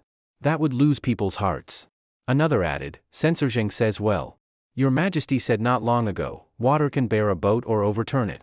The people are like water. If you lose their hearts. This censor watched Li Er's expression and hesitated to speak further. Princess Yu's smile remained, she inwardly thanked them. Hearing Tang censor speak so, if truly like they said, Marquis Qingxiu might indeed have chanced to marry into Turks. Because of that, Princess Yu's heart stirred. Good ally Tang, go for it. Over 10 more censors spoke similarly to Lu Shoulin. Only Wei Jing stood silent, no opinion, no comment. You're talking nonsense. At that moment, a roar rose from military ranks. Angry and hair bristling, Cheng Yaojin stepped out of the crowd, grabbed Lu Shoulin's collar, and shouted, "What twisted bullshit you're spouting? Everyone knows censors from those big families hate Marquis of Lantian. You use this moment to settle private grudges. If you dare mislead the crowd again, believe I'll toss you out." Lu Shoulin, collar held, looked upward and retorted coldly, "Duke of Lu, do not slander me. Is what I say not true?" Cheng Yaojin pressed his face close, his bulging eyes stared at Lu Shoulin, and deep voice said, "So what if true? Answer me, 6 months ago the treasury held only hundreds of thousands of strings of silver. Now we have millions. Whose merit is that?" Lu Shoulin's pupils shrank. He lowly replied, "Naturally, merit of your Majesty's governance." "Bullshit." Cheng Yaojin scoffed, "If Marquis of Lantian had not proposed higher commerce tax and land-based head tax policy, do you think the treasury would be so wealthy? I ask again, half a year ago Chang'an's 5,000 soldiers wore flimsy armor, iron spears would pierce easily, weapons couldn't chop wood. Now each holds forged steel sword and wears forged steel armor. Whose credit is that?" Lu Shoulin turned sullen but forced out, "Duke of Lu, what do you mean by these words?" Cheng Yaojin suddenly smiled, released Lu Shoulin, and bowed to Li Er, "Your Majesty, I accuse censor Lu Shoulin of colluding with foreigners and treason." Lu Shoulin was completely shocked, and so were more than 10 other censors. Lu Shoulin's face turned the color of raw liver. His eyes reddened as he yelled, "Cheng Yaojin, do not slander me. Although I Lu Shoulin come from the Fanyang Lu clan and seek fame for my family, I am by no means a traitor colluding with enemies." Cheng Yaojin coldly said, "The Marquis of Lantian has filled the Tang treasury many times over, increased Tang's military strength, and is now cultivating seeds that free Tang from famine for generations. Such a person is a national blessing. And you, just for your Fanyang Lu clan vanity, are willing to push the Marquis into marriage with Turks. Is that not betrayal collusion? Your Majesty." Cheng Yaojin loudly declared, "Lu Shoulin colluded with enemies and betrayed the country. By law he should be executed along with his entire clan." At these words, Taku Hall filled with gasps. Damn, this old marshal is ruthless. A big charge like this on Lu Shoulin's head, let's see how he escapes it. "Ha, good job, Marshal. I support you. I agree, Lu Shoulin colluded with enemies, should be executed with clan." "Me too. Unfair. Your Majesty, censor Lu is innocent. Cheng Yaojin slanders and disrupts court order, he should lose title, be dismissed, and expelled from Chang'an. Censor Lu's loyalty to the court can be witnessed by heaven and earth. Please look deeply, do not trust slander from a villain." Lu Shoulin's face turned pale. Shaking, he pointed at Cheng Yaojin and trembled, You, don't slander me. Your Majesty, I am innocent." Li Er's heart leapt with joy, yet his face remained angry. "You Lu Shoulin, you dare collude with enemies? Deserve death. Bring him out and behead him." Li Er turned and said excitedly, "Wangda, post a notice across the land, the Fanyang Lu clan's Lu Shoulin colluded with enemies and betrayed the country. By law his entire clan must be exterminated. Immediately send soldiers to arrest all of the Fanyang Lu clan and bring them to Chang'an. Go quickly." Even Wangda was stunned. What's going on? Li Er seized rare opportunity to destroy a clan, how could he let it slip? Lu Shoulin instantly paled. He shrieked, "Your Majesty, I'm innocent. You must not believe Cheng Yaojin's one-sided words. If I truly colluded, Princess Ashina would surely have given me benefits. I received none. How could I collude?" Another censor cried, "Your Majesty, if you sentence censor Lu without evidence, that kills the honor of righteous scholars." Censor Zheng said, "Your Majesty should first verify facts before judgment. So ready to convict, ridiculous?" Wei Zheng frowned, "Your Majesty, this is a court meeting. Making rash verdicts undermines decorum." Li Er sneered, "Who says I'm being rash? Lu Shoulin colluded, by law he must be executed with clan. Want proof? His allegations against Marquis show guilt." Wei Zheng's jaw dropped in disbelief. Was the emperor serious? Lu Shoulin saw he was about to be dragged away for execution. Pale, he sobbed loudly, "Your Majesty, I am wronged. If I colluded, the Turkic princess surely would have rewarded me. I got nothing. How could I betray? Princess Ashina's expression brightened. She half smiled. Tang Law is childish, judging guilt before facts. Accusing censor of collusion, yet whom did he collude with? Li Er glared. Tang court affairs are not for a Turkic princess to overstep. Princess Ashina bowed. I only wonder. Your Majesty may not wrong me. After my arrival in Chang'an, that is the first time I saw Censor Lu. I had no chance to communicate. If your Majesty so hastily condemns me as bribing Tang officials, how is that fair? Li Er paused, thinking, clever Turkic princess. Lu Sholin broke free from 2 imperial guards and crawled to kneel loudly in hall. I did not collude with that Turkic princess. I had no chance to go there. No letters exchanged. If the emperor wants to punish me, you must produce real proof. Don't judge from Cheng Yaojin's false accusation. Li Er motioned to imperial guards to leave. They wisely withdrew. Wei Zheng sighed. Your Majesty, I know you're thinking. But everything needs real proof. I am not trying to stop your Majesty from judging Censor Lu. I just don't want this to bring controversy. Li Er glared. Shut up if you talk too much. Wei Zheng hesitated, then stepped aside quietly. He looked to Lu Sholin, tone softened. Whether Censor Lu colluded, after I find evidence I'll judge. For now, return to censor office. Do not mention Marquis marrying into Turks again. Thank you, your Majesty. Lu Sholin felt relieved and staggered back to civil officials, drained of spirit. Taku Hall became silent. Then a courier burst in, announced, Your Majesty, Prefect Kaiyun of Yongzhou requests urgent audience. There is a matter of extreme urgency. Li Er frowned. What matter is that urgent? Summon Prefect Kaiyun. Prefect Kaiyun requests audience. With Wang De's sharp announcement across hall, Prefect Kaiyun rushed into Taiji Hall. After solemn greeting he said, Your Majesty, it is no small matter. Marquis of Lantian has killed Duke of Xingua's son Lu Xuani. What? Li Er's eyes widened. Suddenly he jumped from the dragon throne, dizzy. Courtiers gasped. No way? Marquis of Lantian killed the Duke's son? What grudge made him attack? No way? Marquis of Lantian wouldn't kill without cause. Even if there's cause, killing the Duke's son. This will shock the world. Lu Sholin, previously listless, revived instantly and looked energetic. Other censors lit up too. They saw a new perfect reason to impeach. But remembering Lu Sholin's scare, censors did not rush, decided to wait and verify. They cupped their ears silently awaiting next. Princess Ashina's heart fluttered. She knew Tang ranks, Duke is highest meritorious rank, above Marquis.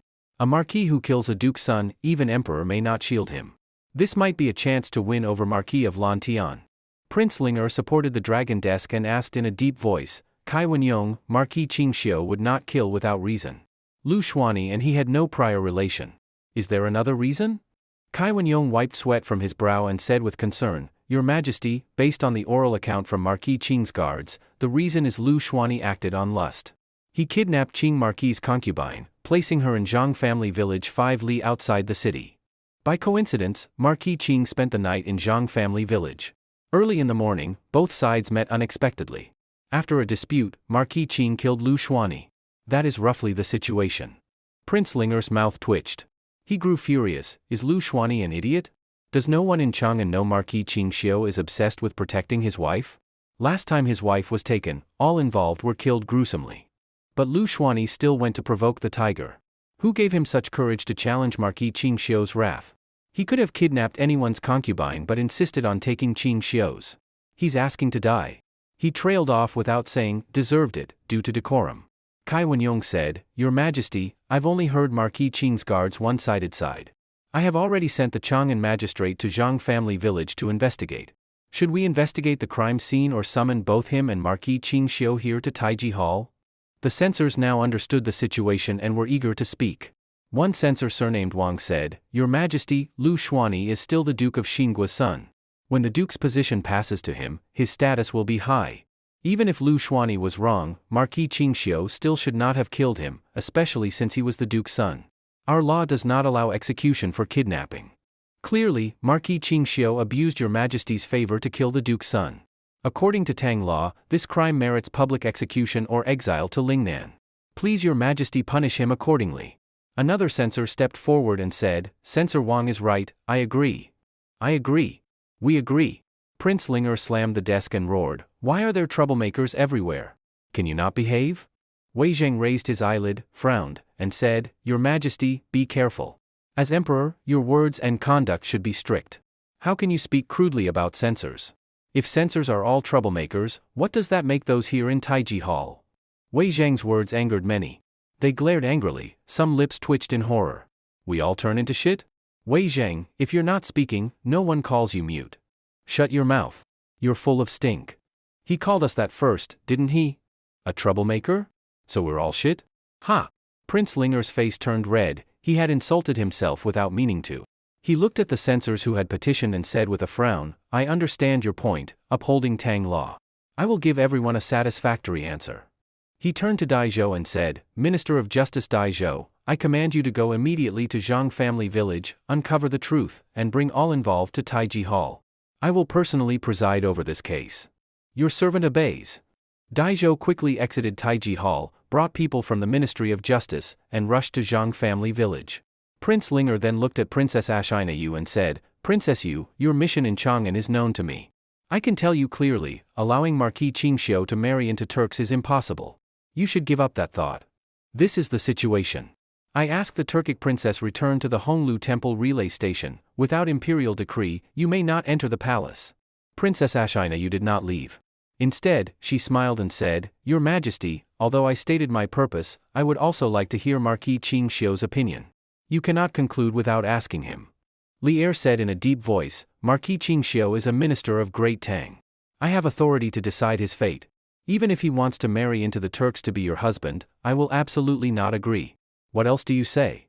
Princess Ashina bowed, no matter how, I would like to meet Marquis Qingxiu and express my intent personally. Li Er frowned, waved his hand, as you wish. Thank you, Your Majesty. Princess Ashina bowed again with a gentle smile, then withdrew to a corner to wait patiently. She waited for a full hour. After an hour, Qingxiu entered Taiji Hall behind Minister Dai Zhou from the Ministry of Justice. This was his first time entering the palace since arriving in Great Tang. The officials were mostly unfamiliar faces to him. Qingxiu approached the center of the hall, bowed with fist clasp, and said, Minister Qingxiu of Lantian pays respects to Your Majesty. Princess Ashina stood in the corner, looking at the young man wearing a black satin blindfold. His face was resolute, handsome, graceful. She felt joy, so handsome a Tang man. He truly lived up to his name. When she had earlier proposed marriage to Marquis Qingxiu, she felt nervous. But now seeing him in person, exactly as rumored, handsome and talented, Princess Ashina felt especially happy. Li Er spoke softly, Marquis Qingxiu, you must know why I summoned you here? I know, it's regarding the Duke's son Lu Xuanyi. Li Er scanned around and continued, to prevent the censor office from accusing me of favoritism, the entire account of events shall be narrated by Minister Dai Zhou. Dai Zhou, recount the facts and outcome fully. Do not omit anything. Yes. Dai Zhou bowed and spoke clearly. Duke of Xinggua's son Lu Xuanyi first saw Marquis' concubine at Baiwei residence and felt lust. He repeatedly harassed but failed. Yesterday he conspired, at night secretly entered Baiwei residence, kidnapped the concubine, and placed her at Zhang family village outside the city. This was witnessed by the residence owner and several waitstaff, they serve as witnesses. Lu Xuanyi claimed to go to Hangzhou under pretext of visiting Duke Lu Ji, planning to take the concubine there. But when fetching her at Zhang family village, he coincidentally encountered Marquis Qingxiu. Tensions rose and confrontation erupted. Lu Xuanyi and his servant Zhang Difu acted arrogantly and provoked Marquis Qing's side. A clash broke out. Lu Xuanyi's side had 38 people, Marquis Qing's side had 14. Among them, 11 guards of Duke House died, including Lu Xuanyi and Zhang Difu. Several guards fled. 10 were captured by Marquis Qing's side and are held outside Taiji Hall. Marquis Qing's guards had 3 killed. All involved are detained outside the hall. As Yongzhou prefect said, Lu Xuanyi's men serve as witnesses. Your Majesty, please judge. Dai Zhou finished and stepped aside. Everyone present was moved. Lu Xuanyi's side lost over 10 lives, Marquis Qing's lost only 3? What a victory in martial skill. Actually, among that 11 deaths, 7 by Marquis Qing himself, 10 by Lu Yunyan's palm strikes, only 5 were killed by Xuanzi's guard squad, who lost 3 lives doing so. But it all sounded impressive. After hearing Dai Zhou, Li Er felt relief. He looked at the censors who had petitioned earlier and smiled lightly. Gentlemen censors, both sides clashed in dispute. Lu Xuanyi's death occurred in chaos and is forgivable. This matter began with Lu Xuanyi. What harm in Marquis Qing demanding his concubine back? Clearly Lu Xuanyi, feeling cornered, tried to kill Marquis Qing and silence witnesses, unexpectedly suffering a fatal backlash. Tell me, any further argument? Li Er's gaze was sharp. The censors of the censor office, none spoke. They all bowed heads silently. Li Er was very satisfied with this result. To avoid later confusion about the truth, Li Er commanded that all of Lu Xuanyi's captured guards be brought into Taiji Hall to recount the events. Their testimonies differed greatly from what Daizhou had learned. Only then did Li Er feel reassured. He told Daizhou, all guards from the Duke of Xingua's household involved in this case are to be detained in the Ministry of Justice prison. When Duke of Xingua returns to Chang'an and reviews the truth, then we will punish them according to their crimes. Yes, Your Majesty. Daizhou left Taiji Hall and transported all of the Duke's household guards to the prison. Li Er looked at Marquis Qingxiu and asked with concern, Marquis Qing, your concubine Yunyang was not harmed, right? Was she frightened? Qingxiu paused and shook his head, Your Majesty, Lu Xuanyi did not kidnap Yunyang. Li Er's brow furrowed and he became angry, this Lu Xuanyi, he kidnapped Pingting? He glanced at Chancellor Changsun and said with some puzzlement, Lu Xuanyi and Pingting both lived in Chang'an. He should have known Pingting's identity. Why still commit such a foolish act? Changsun Wujuan looked at Qingxiu with confusion as well. Qingxiu's mouth curved, Your Majesty, it was neither Yunyang nor Pingting. Li Er's eyes widened, stunned, you only have those two concubines. If not Yunyang and not Pingting, then who? Qingxiu replied very seriously, not Yunyang, and definitely not Pingting. It was Li Yuchan, the head steward at Baiwei residence. Li Er's face went dark, his lips twitching. Changsun gave a dismissive look and stepped aside to distance himself, just so long as it wasn't his daughter's affair. Seconds later Li Er nearly spat blood. He glared incredulously, wasn't she a slave girl you bought from the tea shop? When did she become your concubine? Qingxiu turned toward the villa calmly and said, she wasn't yesterday. But today she is. Everyone among civil and military officials gaped. Such a bold move? Think about it carefully. Once they grasped the implication, they realized, if Marquis Qingxiu killed the duke's son over a mere hired slave, his crime would be immense, even opening his mouth a fault. But if he did it to protect his concubine, then it's different entirely. Officials' lips twitched. This man really knows how to play to protect himself. Li Er pondered and his expression turned dark. He smiled bitterly, Marquis Qingxiu's pace of adding concubines is legendary. You married Su Xiaochun less than half a year ago. Then Yunyang. A month and a half ago Pingting. And now, another concubine. In under 6 months, you've acquired wives at an average rate of 1 per month and a half. Not even harvest work is that productive. At this rate, in 2 years you'd have a dozen concubines.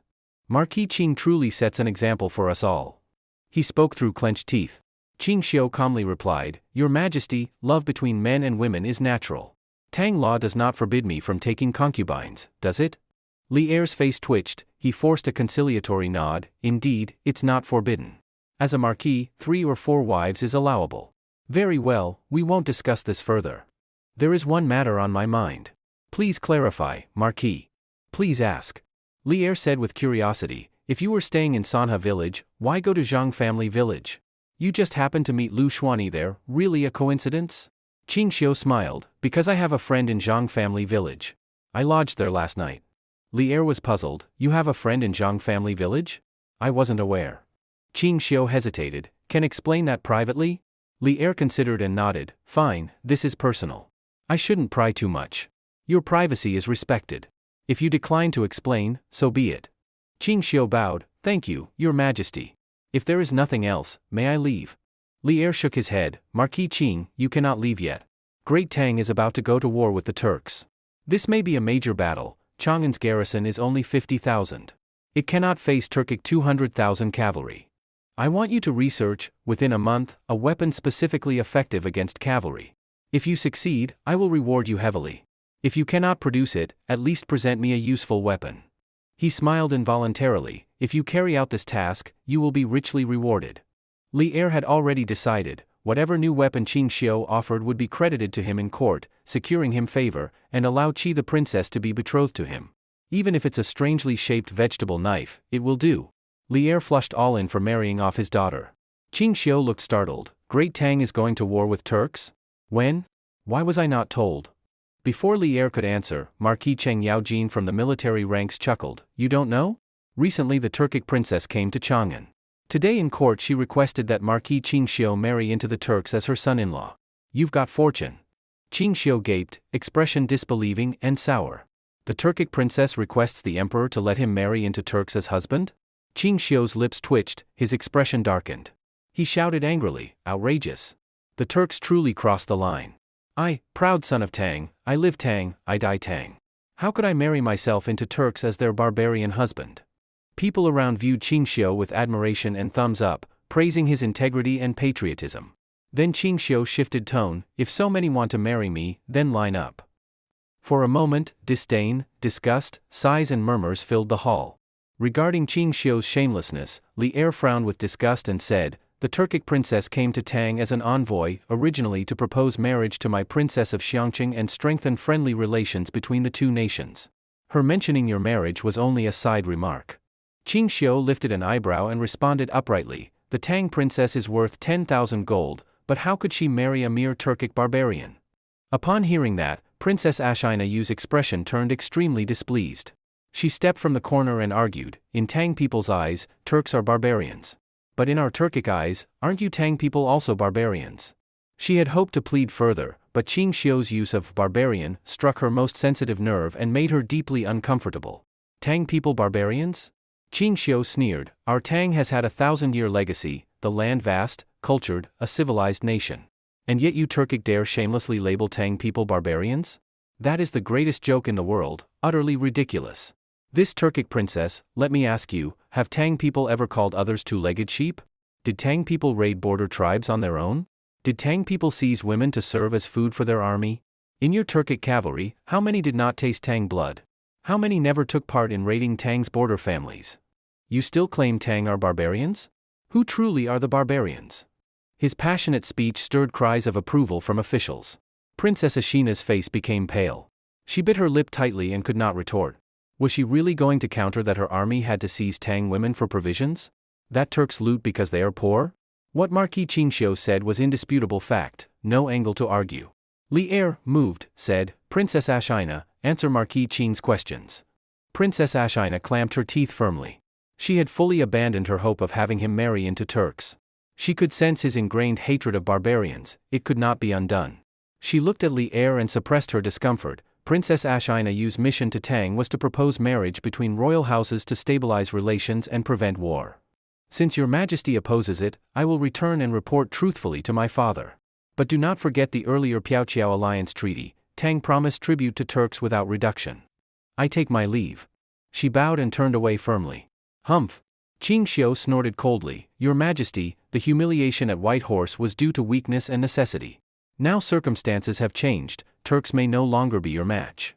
I have one thing to say, Your Majesty, Tang is a grand orthodox kingdom of Han culture with proud integrity. To build everlasting foundations, we must not submit, not pay tribute, not marry in alliance, not cede land, not offer tribute. The emperor guards the nation's gates, a king dies at his post. His words stunned the hall into dead silence, only officials' heavy breaths could be heard. All officials were shaken, and even Marquis Qingxiu's conviction resonated with all. Not submitting, not marrying alliance, not paying tribute, bodily strength unbending. The emperor guards the gates, a king dies at his post, what heroic resolve. Li Er's eyes gleamed. He murmured, the emperor guards the gate, if the nation falls, he dies unwilling to surrender, a true king who dies at his post. Bravo!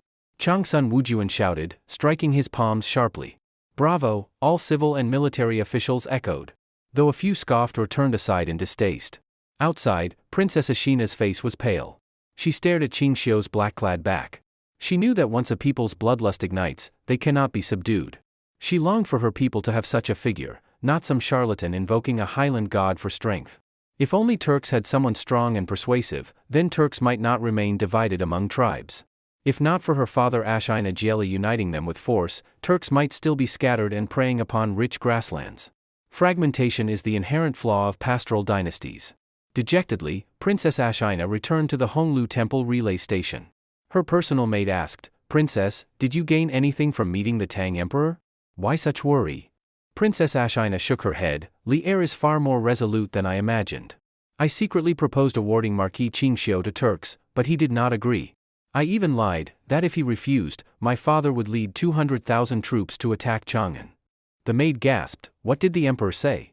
Princess Ashina answered bitterly. Li'er said if Turks want war, he'll face it to the end. He even mobilized border troops to Chang'an to prepare. This is not a joke. The maid was incredulous. A sovereign would risk war over one man? This is too childish. Princess Ashina shook her head. It's not childish. Yesterday I saw Sanha village. It is abnormally prosperous. If all of Tang is such, our Turks are in danger. And, she said with worry, I met Marquis Qingxiu in court today. He seems to harbor deep hatred toward non-Tang people. That hatred is etched in his bones. In under half a year he developed his fief into a prosperous place. Over time, Tang will prosper. Thus Li'er will not allow him to marry into Turks. He himself never would. If allowed to grow under his leadership, Tang will surpass the former Han. If he becomes like Hua Tsubing, driving horses across desert to feed at Lake Hami, our Turkic future is bleak. Princess Ashina's worry grew. The maid frowned. What shall we do? Princess Ashina bit her teeth. Since Li'er refuses, we must start with Marquis Qing himself. If he can become a Turkic subject and help Turks prosper, then no matter the cost, it will be worth it. The maid hesitated. But princess, you said he hates foreign tribes. He sees you as foreign. Princess Ashina smiled bitterly. We must try. I sense that if he continues unopposed, in 3 years Tang cavalry will crush Turkic cavalry. Turks may be wiped out under his hand. The maid cried in alarm. Then why not return to Turks and have your father demand the emperor hand him over? Princess Ashina shook her head firmly. Absolutely not. War is not trivial, it costs many lives. If we can win by wisdom, we must avoid war. No girl wishes for war. The Turkic princess is no exception. Quoting the iron-blooded maxim of the later Ming dynasty, the Son of Heaven guards the gates of the nation, the monarch dies for the country. To stir emotions in the Tang dynasty, Qingxiu spoke without blushing or panting, truly showing a new level of thick-skinned audacity. The generals were all fired up, clapping and cheering. Li'er was first emotionally stirred, but after calming down, he sighed and said, Lord Qing, though your words are well said, it's not easy to achieve all that you've mentioned. For example, although the national treasury of Great Tang is starting to fill up, in other areas the national strength still appears weak. You must understand, the Great Tang doesn't only have the Turks as enemies. There are also Goguryeo in Liaodong, Tubo, the Chang people, and the Lao people, Laos, in the west. Of course, I also want to build the Tang dynasty into the strong nation you speak of. No taxes paid, no land ceded, no marriage alliances, no indemnities, no submission, the emperor guarding the gates and the monarch dying for the nation, but our current strength does not allow for it. Li'er's words caused many of the civil and military officials to sigh deeply. What he said struck at the core of the matter. Qingxiu replied, I understand His Majesty's concerns. First, there is a lack of military equipment. Second, the troops are limited. Third, the grain production is insufficient to support a long-term large-scale war. Li'er nodded. These are indeed my worries. He looked helplessly at the group of military officers, saying, Lord Qing should know, the old generals from the Tian's mansion back then, they were even more eager than I am to crush the Turks, but they could only think about it. Actually doing it is extremely difficult. Qingxiu gave a calm smile and asked, Your Majesty, now that the treasury is full, and with a steady stream of silver flowing in, why not begin recruiting soldiers and expanding the army? Li'er smiled bitterly. Lord Qing may not know, having never been to war, and likely unfamiliar with military matters. From recruitment to becoming a qualified soldier, it takes at least a year to reach standard combat readiness. Otherwise, sending them to the battlefield would just be sending them to die. Right now the treasury has money, and I can form an army of 100,000 at any time, but it will still take a year to be battle-ready. This doesn't solve the immediate crisis. The current situation can't even wait 6 months, let alone a year. Qingxiu was intrigued and asked, May I ask, what are the criteria Your Majesty uses to assess whether a soldier has reached combat readiness? Li'er looked puzzled, not understanding why he asked.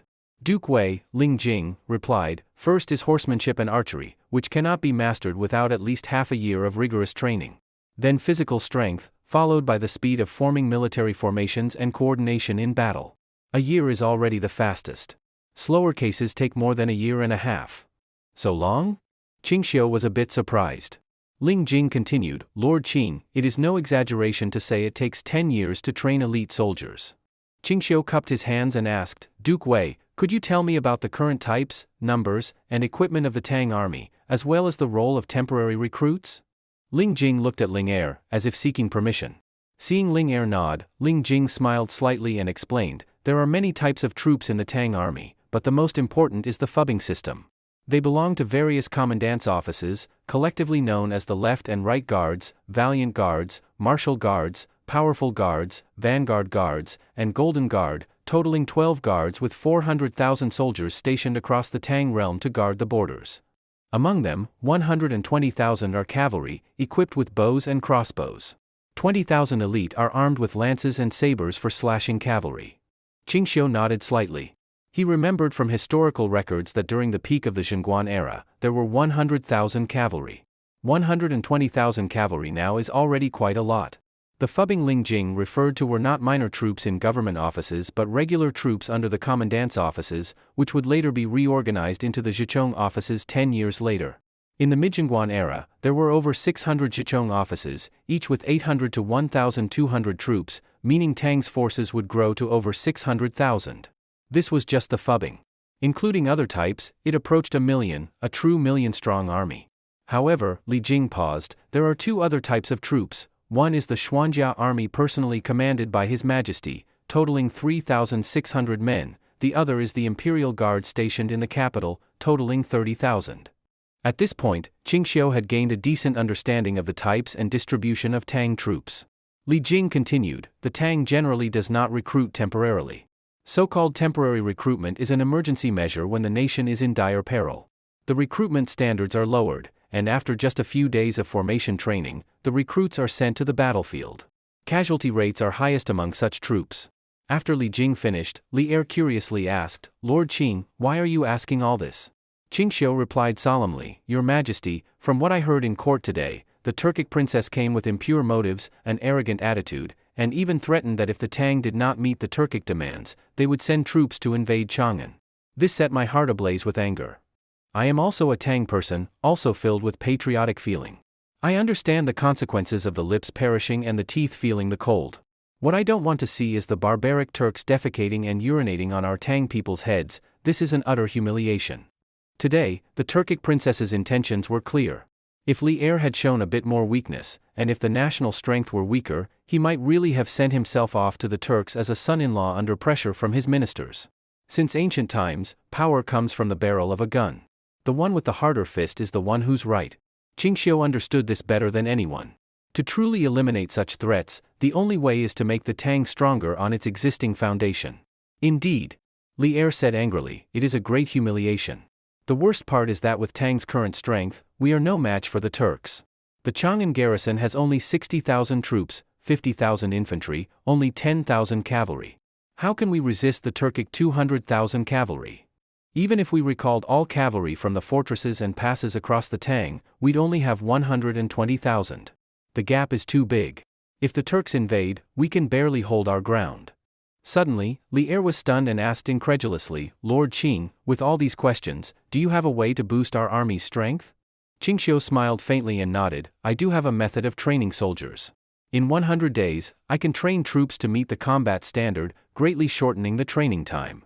Li Er jumped up from the dragon throne, excitedly asking, is that true? Li Jing was completely unconvinced and said, impossible, absolutely impossible. Your Majesty. He saluted gravely, to have soldiers proficient in horsemanship and archery, battle formations, and combat skills in such a short time is impossible. Even at the fastest, it takes at least half a year. Qingxiu smiled ambiguously, Duke Wei doesn't believe it. Li Jing frowned, how can one believe what is impossible? I believe you. Li Er declared, not caring whether Li Jing believed or not. His eyes burned with intensity, fully convinced. Li Jing was stunned at first, then said dejectedly, I've been in the army for over 30 years, trained more than 1 million soldiers. If there really was a way to speed up training, I would have discovered it long ago. You say training in 100 days is possible, what kind of method is it? Other generals who understood military training also showed disbelief. Only one person on site believed Qingxiu, Li Er. Faced with Li Jing's questioning, Qingxiu smiled and said, training soldiers in 100 days, of course, that can only be evaluated after the 100 days are over. Even if I tell Duke Wei the method now, can Duke Wei immediately judge if it works? This, Li Jing was speechless, appearing somewhat awkward. Li Er then asked urgently, Lord Qing, does your method of training soldiers in 100 days have any requirements on the number of people? Qingxiu shook his head and said, no requirements. 100 or 1,000 can be trained, and even 80 or 100,000 can also be trained. Your Majesty, since I dare to say this, I have complete confidence in it. Now the national treasury is full. Commercial taxes bring in 3 to 4 million strings of silver money per month. Recruiting 100,000 soldiers can be fully supported. Your Majesty might as well start recruiting now to prepare for the future war with the Turks. Tang dynasty soldiers' pay is 800 won of money and 100 pounds of millet per month. Recruiting 100,000 soldiers would cost 1 million strings of silver each month. But up to now, after more than 2 months of collecting commercial taxes, it has already brought Li Er over 8 million strings of silver in revenue. You should know, before this, the treasury only barely had 1 million strings. At this rate, the treasury will only grow richer, even to the point of being inexhaustible. Li Er's eyes lit up, clapping and laughing. What Lord Qing says is very true. Since collecting commercial taxes, the treasury has increased more than tenfold. Leaving this money idle is a real waste. I will now issue an imperial edict to recruit soldiers from across the nation. Saying that, Li Er began writing the decree at the imperial desk. Surprisingly, not a single civil or military official objected. In actual history, why did Li Er wait until the 4th year after the shame of Yen Men before going to war with the Turks? The reason is simple: no money. Now it's different. There's money, and troops can be recruited. This war will surely come earlier. But at this moment, Qingxiu felt somewhat uneasy. He realized that his arrival had changed the situation of the Tang dynasty. If war breaks out with the Turks earlier, whether it will be a success or disaster is uncertain. Very quickly, Li Er finished writing the decree and handed it to Wang De behind him. After Wang De read it, he was stunned for a moment, then solemnly began to read aloud. Imperial Decree. First, the Central Secretariat is to issue orders to recruit 100,000 soldiers from all over the Tang Empire, to be completed within 1 month. Second, Lord of Lan Tian is appointed as the general drill instructor in charge of the training of these 100,000 new soldiers. Qingxiu was suddenly dumbfounded. At first, he stared blankly for a moment, then shook his head vigorously and said, "Your Majesty, this is inappropriate. I only provided you with a method to train soldiers in 100 days. Do you really need to drag your humble servant to do the hard labor?" Li Er chuckled. "What hard labor? This is an official position of 6th rank, already quite high." Qingxiu protested, "Your Majesty, I'm at least a 3rd-rank marquis of 10,000 households. You give me this tiny 6th-rank position, and it's not only small but also exhausting. I refuse." Qingxiu shook his head continuously, nearly ready to defy the imperial decree. Li Er was not angry at all. Instead, he was delighted and said, "So, you just think the rank is too low? In that case, I'll make you a 1st-rank top official, and while I'm at it, assign you a few more positions." "No problem at all." Qingxiu broke out in a cold sweat. Suddenly, he had an idea, lifted his hand and groped forward, stumbling as if he would fall at any moment. "Your Majesty, I'm blind. I really can't see. Just walking is difficult. You want me to train soldiers? I'd surely train them into cripples. They'd need walls to walk." Ouch! After saying that, Qingxiu tripped and fell to the ground. This scene left the civil and military officials stunned. Li Er's face turned dark, his mouth twitching uncontrollably. Qingxiu said fearfully, "I can't see. I fell. Who will help me up?" Pfft! Several generals burst into laughter. A few were trying so hard to hold back they turned red in the face, their shoulders shaking. The civil officials looked like they wanted to laugh but didn't dare. Who dared to laugh? Couldn't they see Li Er's face had turned blue? Indeed, Li Er's expression had already turned iron blue. Only with Chang Yaojin's good-natured help did Qingxiu stand up, then cupped his hands and said, "Thank you, elder sister, for helping me up. Otherwise, I couldn't even walk properly." "Elder sister?" Chang Yaojin's face froze, then turned liver-colored in an instant. "Pfft, ah-ha-ha-ha-ha." Yu Qigong laughed like thunder, his voice echoing through the Taiji hall. "Ha-ha-ha-ha. Hey-hey-hey. Ga-ga-ga. Kalalalala." Even Qingxiu was confused. Why were there even bearded people laughing? The Taiji hall erupted into raucous laughter, completely uncontrollable. Li Er's face was black as coal, angrily pounding the desk and shouting, "Silence. All of you shut up. Stop laughing.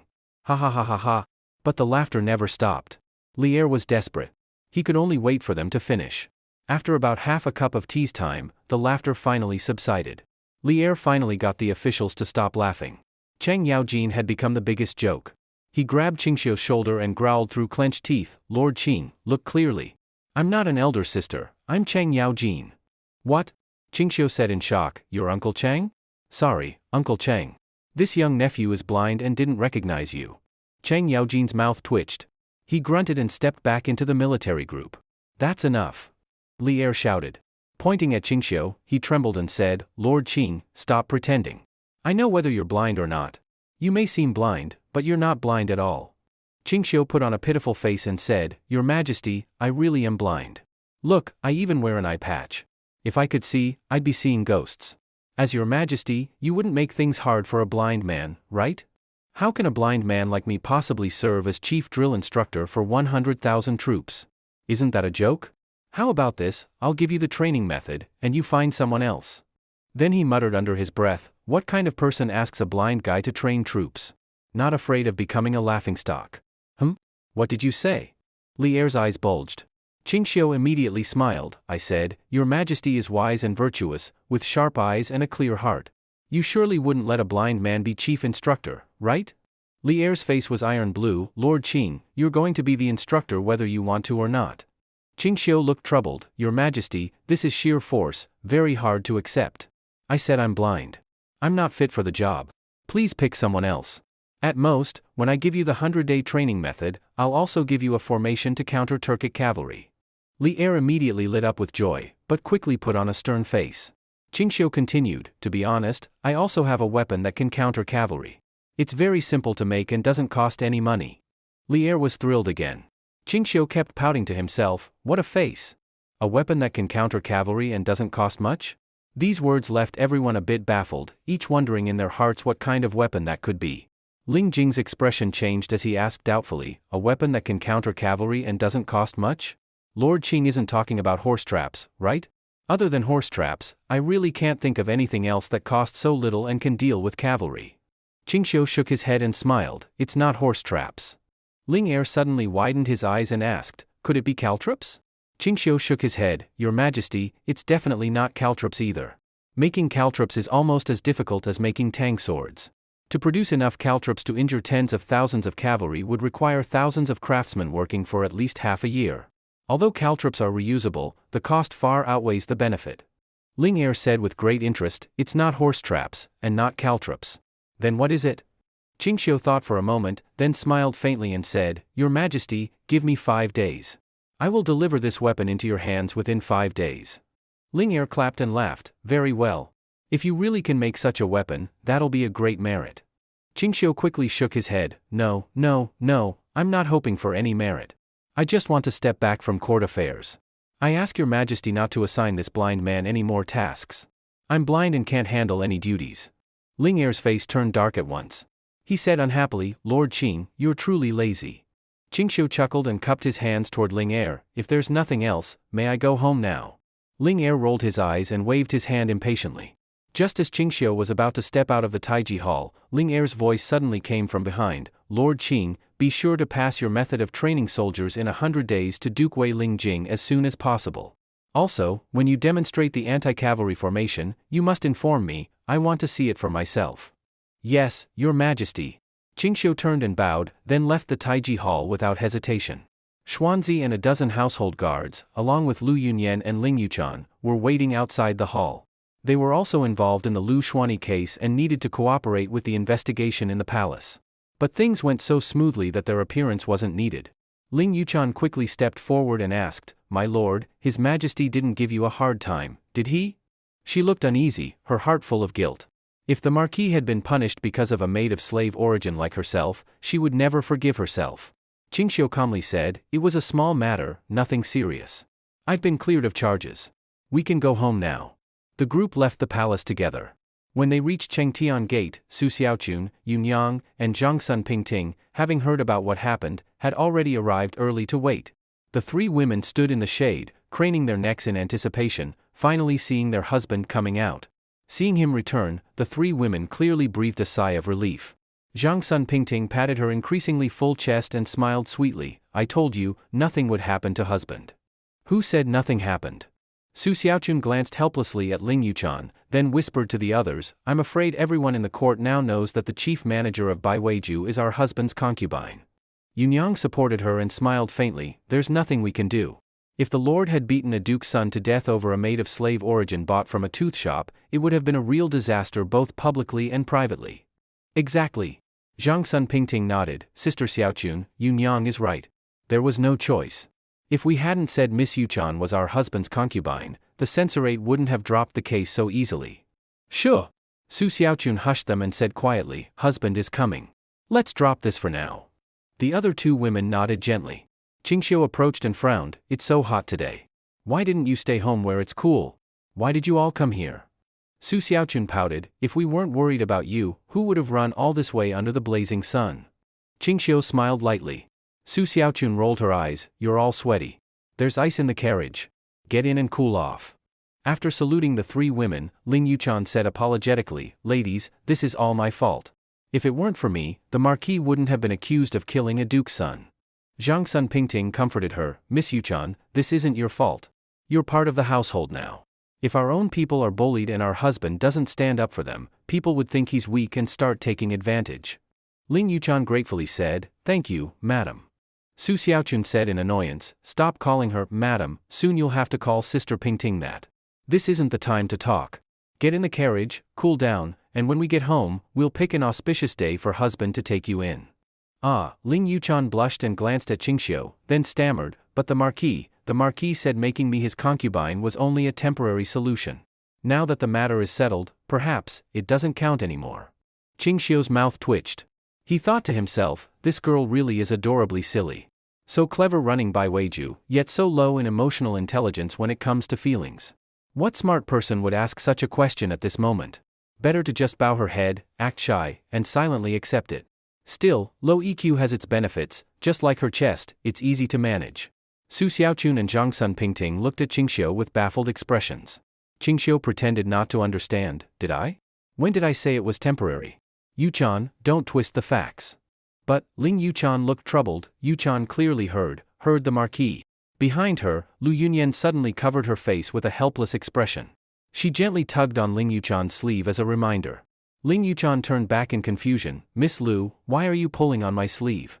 Lu Yunyan's expression stiffened, and she forced a smile, your dress looked wrinkled. I was helping you smooth it out. Qingxiu's mouth twitched. He waved his hand, enough. Whatever it is, let's talk at home. Yuchan, you ride with Miss Lu. He said this, then ducked into the carriage, instantly cooled and comfortable. Su Xiaochun, Yun Yang, and Zhang Sun Pingting also entered the same carriage with him. After Ling Yuchan and Lu Yunyan got into another carriage, Lu Yunyan couldn't help but smile bitterly, Miss Yuchan, you're really a lovable fool. Ling Yuchan frowned, why do you say that, Miss Lu? Lu Yunyan countered, tell me honestly, do you want to marry Qingxiu? Ling Yuchan blushed and nodded shyly, Qingxiu is kind, tender to women, humorous, and talented. All the waitresses at Baiweiju want to marry him. Some even dream about it at night. Of course I want to. Lu Yunyan smiled gently, then why did you ask that just now? Now his three wives probably know that you're just a temporary concubine. Maybe they'll keep you as manager at Baiweiju. If you hadn't asked, they wouldn't have known. They'd be preparing for your marriage. Aren't you just too silly? What? Ling Yuchan trembled, her face froze, and she suddenly looked disappointed. I messed it up? Lu Yunyan chuckled and shook her head, don't overthink. Just say less. You being his concubine is a done deal. Just wait to be welcomed in. Ling Yuchan stayed silent for a while, then suddenly asked, Sister Lu, when will you marry Qingxiu? Don't do it after me, or you'll have to call me sister. After returning to Sanha village, Su Xiaochun and Yun Yang got busy preparing a room for Ling Yuchan, deciding to let her stay at home for a while. After choosing an auspicious date and entering the household, she would return to Baiweiju as the head manager. As for Lu Yunyan, Qingxiu sent her back to her residence in Sanha village and gave her 3 days off to rest. After all, it was the pain of losing her virginity. Without proper rest and jumping straight into heavy labor, it would be too easy to turn dark. Once turned dark, it's impossible to return to being fair. Qingxiu locked himself in his room for more than half an hour. When he came out, he had 2 sheets of paper in his hand. He handed one sheet to Xuanzi and instructed, find everything written on this list, the more the better. Keep it secret. Memorize what's on the paper, then burn it. Seeing the Marquis so serious, Xuanzi was startled and nodded solemnly, don't worry, Lord Marquis. I'll memorize it right away and burn the paper. Go. After sending off Xuanzi, Qingxiu went to Wang Tiniu's smithy. Wang Tiniu was Taizhu's older brother. Taizhu was loyal, honest, and simple.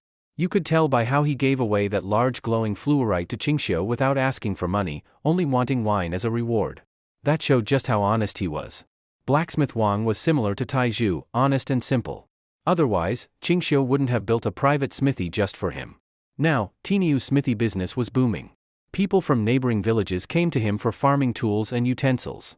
Fearing that what he planned to make would be too confidential, Qingxiu had Tiniu dismiss his apprentices. Then he went to the broker's shop to buy a batch of strong, handy servants. Due to the big difference in social class, servants were considered the private property of nobles. Owners could beat or kill them without being held responsible. So for a servant to survive, loyalty was the basic requirement. Because the conditions of being a servant in Qingxiu's household were too good, all the slaves bought by him and Su Xiaochun from the broker's shop didn't even want to run away. Even if pushed to leave, they wouldn't go. Some villagers who couldn't survive in other places even volunteered to serve in his household, willingly signing indenture contracts. When Wang the blacksmith saw Qingxiu, he immediately put down his tools, wiped his hands with the towel around his neck, and smiled. This smithy is hot as hell. Why did the Lord Marquis come at this time? Qingxiu smiled and handed over a drawing. Tiniu, look at this, how long will it take to make? Tiniu carefully examined the blueprint. After a while, he looked surprised and said, a seamless cylindrical iron tube of this size? That might be difficult. Qingxiu replied, just tell me whether it can be done. Tiniu nodded repeatedly, yes, it can be done. But it'll take at least 10 days. Qingxiu shook his head, there's no 10-day time. I can't wait even 5 days. I need it in 3 days, no later than 4. Tiniu's expression stiffened.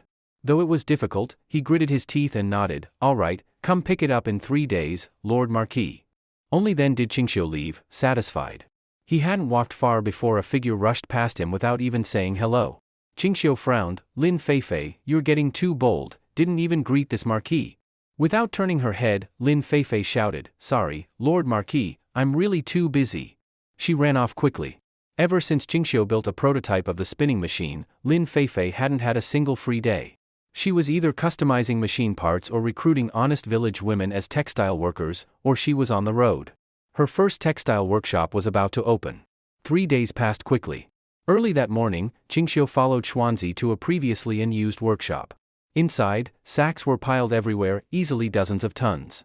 Qingxiu gasped, how did you find so much? Xuanzi said, Lord Marquis, most of this is saltpeter and charcoal, those two are easy. But sulfur was hard to find. I had to mobilize many people to inquire around just to get 1,000 pounds of sulfur. Qingxiu said excitedly, 1,000 pounds is already plenty. Quickly find a few trustworthy brothers and bring them here. Xuanzi immediately rushed off to gather people. Qingxiu muttered, with 1,000 pounds of sulfur, I can probably make 7,000 to 8,000 pounds of gunpowder. That's right, the weapon he wanted to use against cavalry was explosives. Forget cavalry, gunpowder is the best choice even against celestial soldiers. Horse traps? Don't they need lots of manpower to dig and set up? And horse traps are easy to spot. Once discovered, they're useless and must be refilled. As for caltrops? Even worse. Ancient smelting tech can't mass-produce caltrops quickly. Making even simple iron wire is difficult now, let alone iron wire caltrops. The fastest way to deal with cavalry and cause large-scale casualties is gunpowder and cannon. Load it with steel balls and fire, guaranteed area-wide destruction. After Xuanzi brought trusted household guards to the workshop, Qingxiu assigned them tasks. Boiling and purifying saltpeter, grinding charcoal and sulfur. The solution left after boiling saltpeter is also useful, it can be used to refine salt and make brine. The classic formula of saltpeter, sulfur, and charcoal is just the base. There are several steps required. You can't just mix them randomly and call it gunpowder. Saltpeter is extremely yin, sulfur extremely yang. With charcoal ash as a balance, they must be finely ground with water, otherwise, one spark could spell disaster. Once the ground mix is dried in the sun, the gunpowder is ready. There's an old saying, smooth powder and explosive powder. Smooth powder is for firearms, it doesn't burst barrels. The ratio is 9 parts saltpeter to 1 part sulfur. Explosive powder has high power, used for blasting. The ratio is 7 parts saltpeter to 3 parts sulfur. Qingxiu stayed in the workshop all day. By sunset, he emerged holding a paper packet and a long rope twisted from paper. Xuanzi and the others, waiting outside, gathered around immediately. Lord Marquis, what great invention is this time? Xuanzi asked curiously. Did it work? Since Qingxiu had him gather those materials a few days ago, he'd been itching with curiosity. Qingxiu smiled mysteriously, it should work. Xuanzi, prepare a carriage, we're going somewhere remote to test it. If the explosion was too loud, it might scare villagers. So Qingxiu decided to choose a more distant spot. The gunpowder Qingxiu prepared was not the usual 1 part saltpeter, 2 parts sulfur, 3 parts charcoal, but 1 part saltpeter, 3 parts sulfur, 3 parts charcoal. He had increased the sulfur by 1 portion, which made the gunpowder more powerful. First, he found a bamboo tube as thick as an arm, sealed at one end, and drilled a round hole at the other. He inserted a fuse made by twisting xian paper, packed in the gunpowder with a wooden stick, and then set off with Xuanzi and a few household guards. The group arrived near the Ba River. Qingxiu dug a half-meter deep pit and buried the bamboo tube filled with explosives. The guards watching from the side started chattering. "Lord Marquis, what amazing thing have you made? What's this black stuff packed in the bamboo tube? Strange, why does it have a tail?" Qingxiu smiled faintly and took out a fire striker, warning, "This thing has incredible power. Once ignited, it will sound like thunder and can flip a carriage. Everyone, stand far away, don't get hit." Xuanzi's expression changed. He solemnly led the guards back 50 meters. Actually, the invention of gunpowder was close at hand. It was invented by Sun Simiao, who, at over 90 years old, had experimented with sulfur, saltpeter, and charcoal while studying medicinal effects. He accidentally ignited it and nearly blew himself apart. Originally, gunpowder's predecessor was used for healing, but eventually it evolved into a weapon of destruction. One wonders, if Sun Simiao knew his invention would one day become a weapon capable of destroying the world, how would he feel? At present, Sun Simiao was only in his 80s, still over 10 years away from inventing gunpowder. As for firecrackers, even more so. Li Tian, who would later invent them, was only 50 now, still over 20 years from creating fireworks. Once Xuanzi and the guards were far enough, Qingxiu lit the fuse carefully with the fire striker, then turned and ran back toward the guards at full speed. Seeing their lord run so frantically, Xuanzi and the others became visibly tense. They had never seen Lord Marquis so panicked. That meant this bamboo tube had tremendous power. After Qingxiu returned, about 10 seconds later, a muffled thunder-like sound came from the spot where the black powder bamboo tube was placed. A burst of flames shot into the sky, smoke curled, and rocks flew everywhere. The scene was spectacular. Boom! The loud explosion made several guards shudder, their faces pale. This was the Tang dynasty. It was the first time gunpowder had been ignited. Anyone hearing such a sound for the first time, even if prepared, would be startled. The guards were all wide-eyed, stunned, and terrified. Xuanzi gulped, stared at Qingxiu in awe and fear, and said, "Lord Marquis, you're incredible. Just a small bamboo tube can cause such a huge explosion. The power of this thing is outrageous. Let's go take a look." The guards followed Qingxiu to the blast site. When they saw the explosion site, everyone gasped. "My goodness, this power is terrifying. What happened here?" "Thunder God, Lord Marquis is Thunder God reincarnated?" one guard asked with innocent admiration. Qingxiu's face darkened. He flicked the guard on the forehead and said, "What Thunder God reincarnated? This is the power of knowledge." Still, he was quite satisfied with the power of the Tang dynasty's first bomb. At the explosion site, there was a smoking pit nearly 1 meter deep and about 3 meters wide. The area was scorched, and the smell of burnt gunpowder was pungent. Xuanzi exclaimed, "This power is terrifying. If thrown into a crowd, wouldn't it kill everyone in range?" Qingxiu shook his head. "The bamboo casing limits the power. If we replace it with iron, the power might increase by 50%. But for now, this should be enough. Let's go back." Not long after Qingxiu and the guards left, many people came running after hearing the explosion. The sight quickly drew hundreds of onlookers. When they returned to the workshop, they saw Wang Tiniu waiting at the gunpowder shop door with panda eyes. Behind him was a cart covered with a black cloth. When he saw Qingxiu, the tired Wang Tiniu greeted him with a grin and saluted, "Lord Marquis, I didn't fail you. I made what you asked for." Qingxiu patted his shoulder, "You've worked hard. Go to the brewery and collect 100 pounds of Xinhua village wine, then to the tea shop for 10 pounds of top-grade flower tea. Go home and rest." "Hee, thank you, Lord Marquis." Wang Tiniu ran to the brewery full of energy. The other guards looked at him with envy. Elsewhere, gold and jewels might bring gratitude. But in Sanha village, giving those would make you seem tacky. The best rewards were wine and tea. Seeing their envious looks, Qingxiu chuckled, "There's nothing to envy. That wine and tea were earned by Tiniu's hard work." One guard muttered jealously, "Now I want to learn smithing from Tiniu." Xuanzi kicked him and said, "Is the Lord Marquis treating you badly? Short on wine? Tea? Mandan, remember what you looked like when you first came, skinny like a monkey. Now look at you, fat as a pig." Mandan blushed. Xuanzi kicked him again, "Just do your duty well. Has the Lord ever treated you unfairly?" You bunch of ungrateful mutts, humph. The other 5 guards looked innocent, staring at each other. Qingxiu waved his hand, all right, enough. Xuanzi, go to the forge and bring some iron scraps, solid ones, no bigger than a thumb. Got it. Hey, fat Mandan, come with me. Xuanzi dragged the short, chubby Mandan away. Qingxiu lifted the black cloth on the cart. Under it was a nearly 2-meter-long iron tube as thick as a man. The inside was hollow. The tube walls were 0.8 of a cun thick, and the inner diameter was about 30 centimeters. Thanks to coal and the bellows, smelting technology had greatly improved. Of course, with current tech, it was impossible to make a seamless cannon barrel. So Wang Tinyu used forge welding. The principle is simple: heat 2 pieces of iron, overlay them, add borax, and hammer them until they fuse. Of course, this can't compare to modern welding, but for now, it was good enough. Stuff this thing with gunpowder, cover it with iron sand, light the fuse, and with jet propulsion, fire into a dense cavalry formation. Wouldn't it kill them all? Even if it didn't kill, they'd be badly mangled. Xuanzi collected a full iron tube of scrap iron, roughly 70 to 80 lb. These weren't forging residues but leftover fragments and trimmings from making various iron tools. Lord Marquis, here's the solid and durable iron scraps you asked for. Qingxiu gave a few instructions, and Xuanzi and the others loaded the iron scraps and gunpowder onto a cart. The group pushed the cart out of Sanha village once again. They arrived at the woods outside the village.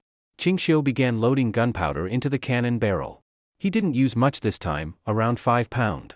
He packed it tightly with a stick, then poured in the iron scraps. Having seen the power of the black powder in the last experiment, Xuanzi and Mandan were all extremely cautious, standing aside silently.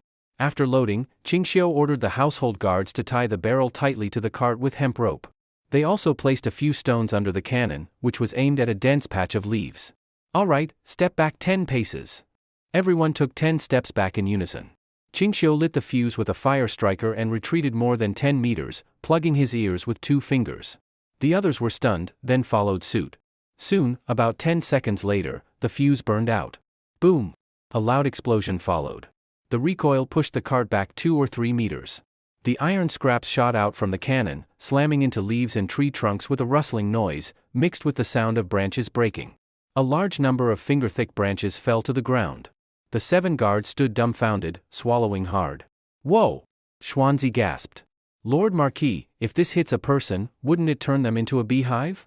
Good heavens, that power is insane. Lord Marquis is amazing, to have created such a deadly weapon. Who would dare mess with him now? Qingxiu ignored them and walked into the woods to inspect.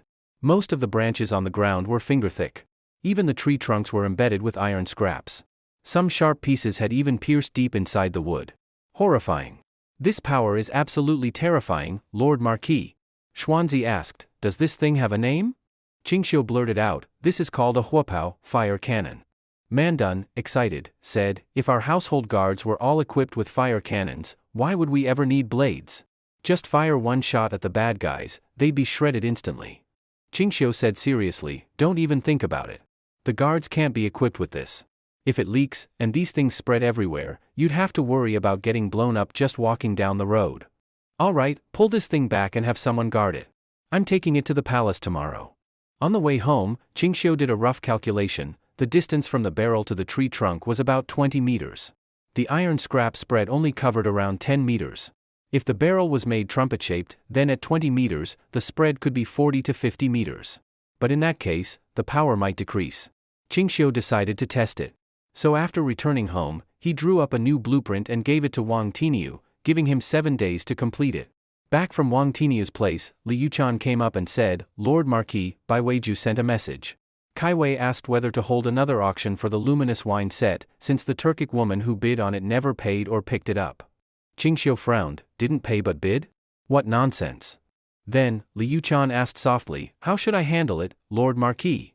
Qingxiu, no fool, instantly understood, the woman was the Turkic princess, Ashinayu. He smiled playfully, Yuchan, tell Kaiwei not to worry about this. You don't need to handle it either. I'll take care of it. All right, Lord Marquis. I'll send word to Kaiwei in Chang'an tomorrow. It was already dusk, and the sky was getting dark. If it were autumn or winter, there would be curfew now. Traveling to Chang'an would likely result in being shut out. Dinner was sumptuous, crayfish with barbecue, and chilled beer. Even gods wouldn't trade lives for this. After a few beers, emboldened by alcohol, Qingxiu had Yunyang on his left and Zhang Sun Pingting on his right. One voluptuous, the other youthful. Combined with 4 different styles of silk stockings and Yunyang's oral skills, no god would trade places. I can't anymore, spare me. These words all came from Zhang Sun Pingting. As for Yunyang, she could battle Qingxiu to the end without losing. Though she'd be sent flying a few times during the action, it didn't affect the outcome. It wasn't until late at night that the bedroom drums of war fell silent.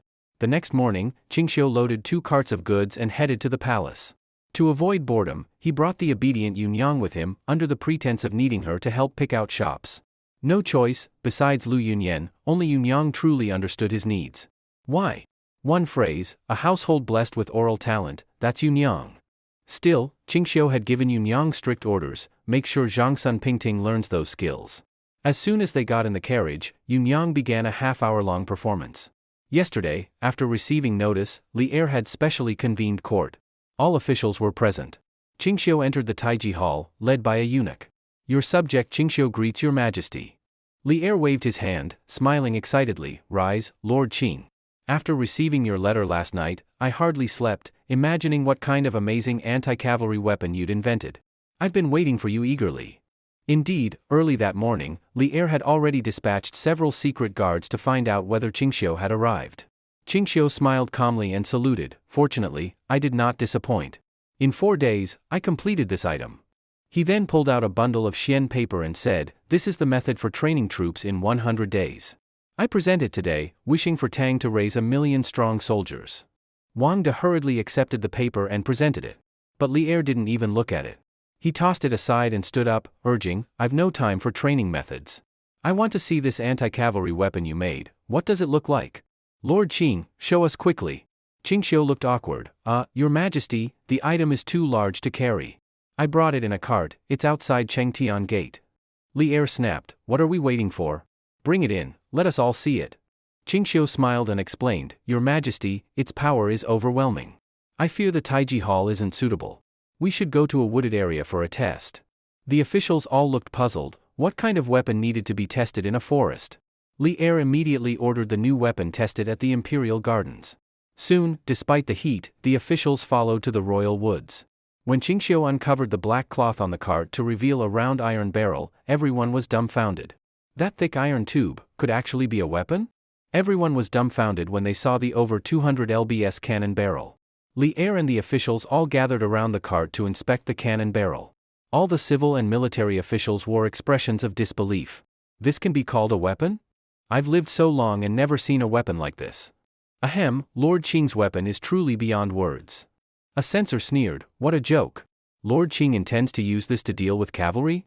How is it used? Is Lord Qing planning to carry this thing into battle to kill enemies? Ha ha ha, that's just too funny. Tell me, who could lift this thing to fight cavalry? I doubt you could even catch up with them. Yu Qigong looked at a black man of similar build and said, Li Ji, come try out Lord Qing's new weapon. Although I could lift it myself, it's rather heavy. Qingxiu also gave Li Ji a look. Like Yu Qigong, this man had dark skin, stood 8 feet tall, had an 8-foot waist, and no visible neck. He looked exactly like a black bear. Hearing this, Li Ji smirked and joined Yu Qigong in lifting the cannon. Then Li Ji said with a puzzled look, this thing weighs at least 200 pounds. Swinging it as a weapon would be exhausting. And the iron rod is too short, likely to be shot by archers before even getting close to the cavalry. Their act of lifting the cannon was indeed unflattering, causing Qingxiu's mouth to twitch uncontrollably. Who uses a cannon like that? Li Er's face darkened. Lord Qing, is this the weapon you claimed could deal with cavalry? This is absurd. Qingxiu replied helplessly, something this heavy obviously isn't meant to be swung in battle. Li Ji was stunned. In a muffled voice, he asked, not for swinging in battle? Then how is it used? He and Yu Qigong put down the cannon and made a parabolic throwing gesture, asking naively, is it used as a projectile? Ha ha ha ha. The officials burst into loud laughter. Such a huge projectile, you'd have to be Li Ji to come up with that idea. Chang Yaojin nudged Qingxiu with his elbow and asked curiously, so how is this huge projectile used? Li Er took a deep breath and said, Lord Qing, please demonstrate for everyone how this weapon is used. Qingxiu took down 2 wooden buckets from the cart, one filled with black gunpowder, the other with iron scraps. Everyone was immediately drawn to them, curiously standing by to watch. Qingxiu instructed Xuanzi and the other household guards to fix the cannon onto the cart. Once secured, Xuanzi, Mandan, and the others looked at the officials with disdain. What a bunch of ignorant fools, saying something this big was a projectile was laughable. As Qingxiu poured in the gunpowder, he explained, this item itself isn't powerful. It's this black powder. Once mixed with powder and iron scraps, the device becomes a true weapon. After the fuse, gunpowder, and iron scraps were all set up, Qingxiu smiled faintly and said, Gentlemen, please step back 10 paces. I shall now demonstrate how this weapon is used. Everyone was confused but stepped back. Only Xuanzi and the household guards covered their ears with their hands. Qingxiu took out the fire striker, lit the fuse, then quickly retreated to a distance and waited silently. Everyone curiously looked around. After a few seconds, a deafening explosion echoed through the entire imperial garden. Boom! The cannon blasted out a burst of flame and thick smoke, expelling all the iron scraps completely. The dense forest also reacted, branches and leaves fell like rain. All the civil and military officials, without exception, shuddered in fear. Their faces showed shock, and a few officials even fell to the ground on their butts, mouths agape in astonishment. Facing the crowd, Qingxiu smiled and asked, Gentlemen, what do you think of this item? Everyone began swallowing hard. Li Er looked shocked, his voice trembling as he struggled to speak, this. Lord Qing, this weapon, such a tremendous force, it's just like thunder. Qingxiu walked over excitedly to inspect the sight, then said to Li Er, this weapon's kill range is 50 paces. Within 50 paces, both man and horse die. Beyond 50 paces, either dead or wounded. Seeing Qingxiu running to the test site, the crowd rushed forward to examine the scene. After looking over the mess, the sound of gasping filled the air. Chang Yaojin touched a shard of iron embedded in the tree trunk, his face full of shock. Your Majesty, the iron scraps are completely embedded in the tree. If this hits a human body, within 50 paces they'd be turned into a beehive. Yu Qigong gasped, the Turk's armor is mostly leather. If these shards can embed into tree trunks, then penetrating Turkish leather armor would be as easy as pie. Facing the officials, Qingxiu smiled faintly and asked, who was mocking this thing just now? Dare to stand in front of it and experience its power firsthand? The few officials who had scoffed earlier all shut up, shrinking their necks and stepping back, afraid they'd be used for testing. Li Er's eyes lit up, trembling with excitement. Lord Qing, does this weapon have a name? This item is called Huopao, fire cannon. Paired with gunpowder and iron scraps, it can kill cavalry in large numbers within 50 paces. The kill zone can cover around 20 paces, but if the cannon is made funnel-shaped, the range might reach 50 paces. Hiss, Li Er gasped.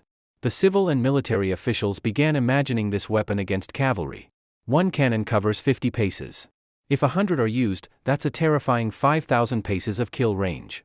5,000 paces can cover a battlefield for 10,000 men. 100 cannons firing together, the entire cavalry charge at the front would be shredded like beehives. What kind of scene would that be? Without losing a single soldier, this thing alone could instantly take out thousands of cavalry, truly a divine weapon. With such destructive power, Li Er deeply understood how terrifying the cannon was. Whoever possessed such a deadly weapon would control life and death on the battlefield. Not just repelling the Turks, wiping them out might be possible. Thinking this, Li Er trembled with excitement. Lord Qing, can this item be handed over to the Directorate of Works? I want to produce several hundred cannons to use in battle against the Turks. Facing Li Er's eager eyes, Qingxiu nodded, this was made for your Majesty to begin with. How to use it is entirely your Majesty's decision. However, if your Majesty intends to mass-produce this item, it might be better to wait until I finish developing a version with an even wider kill range. Li Er asked, when will that be ready? Qingxiu smiled faintly, production is already underway. I will deliver it to your Majesty within 10 days. Good, very good. Li Er was overjoyed. With such a divine weapon as the cannon, we can eliminate large numbers of cavalry without sacrificing a single soldier. It can also deter all neighboring nations. Lord Qing, you are truly the pillar of Great Tang. These words moved everyone. Even the censors from the 5 surnames and 7 clans fell silent with solemn expressions.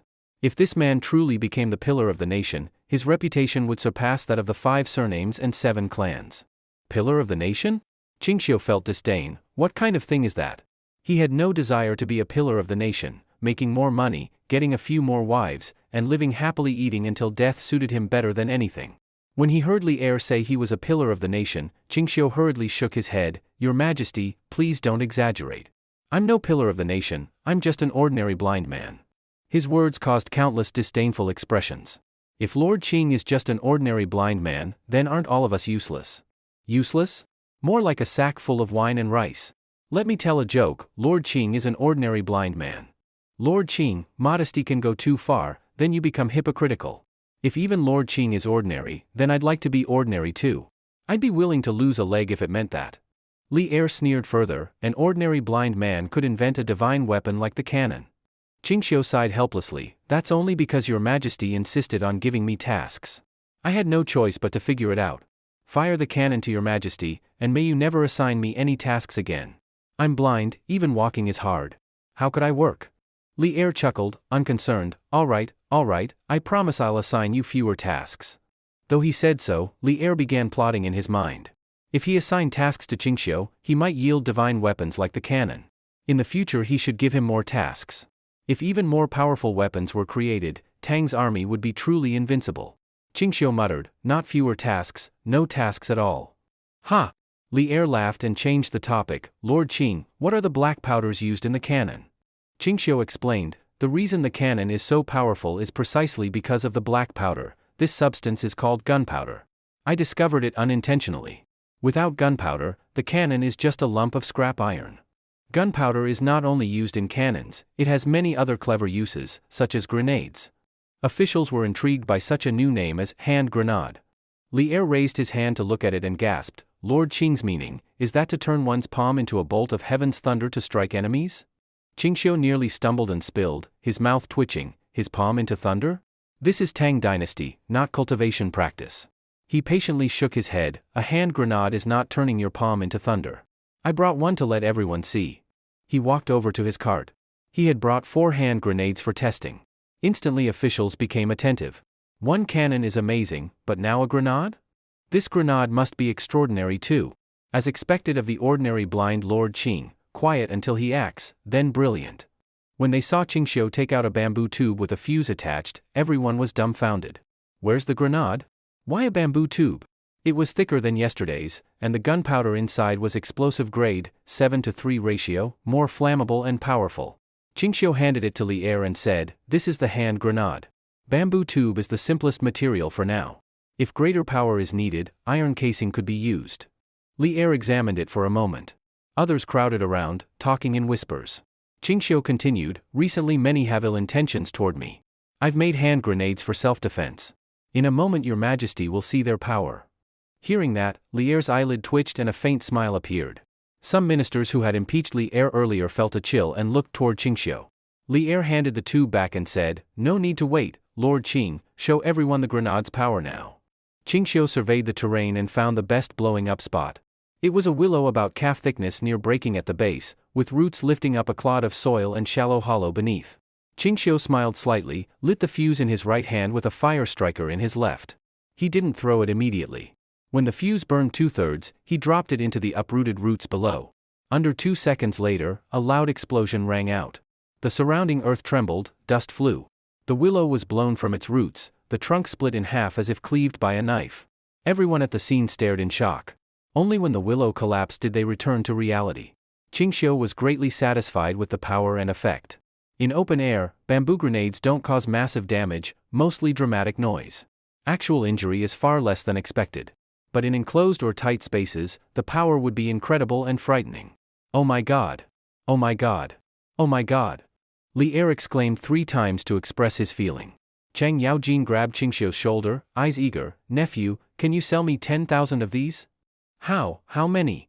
Qingxiu looked horrified. 10,000? Uncle Chang, didn't you just wake up? It took me half a month to make just 3 of these. Now you ask for 10,000? Planning to blow up the Turkic royal court single-handedly? Even if he had 10,000, he wouldn't give any to Chang Yaojin. 0. The fewer people know about this, the better. If not to protect himself from being forcibly married into the Turks, he'd never hand over gunpowder. Among ministers, a few censors exchanged worried looks and whispered, gentlemen, this thing is dangerous.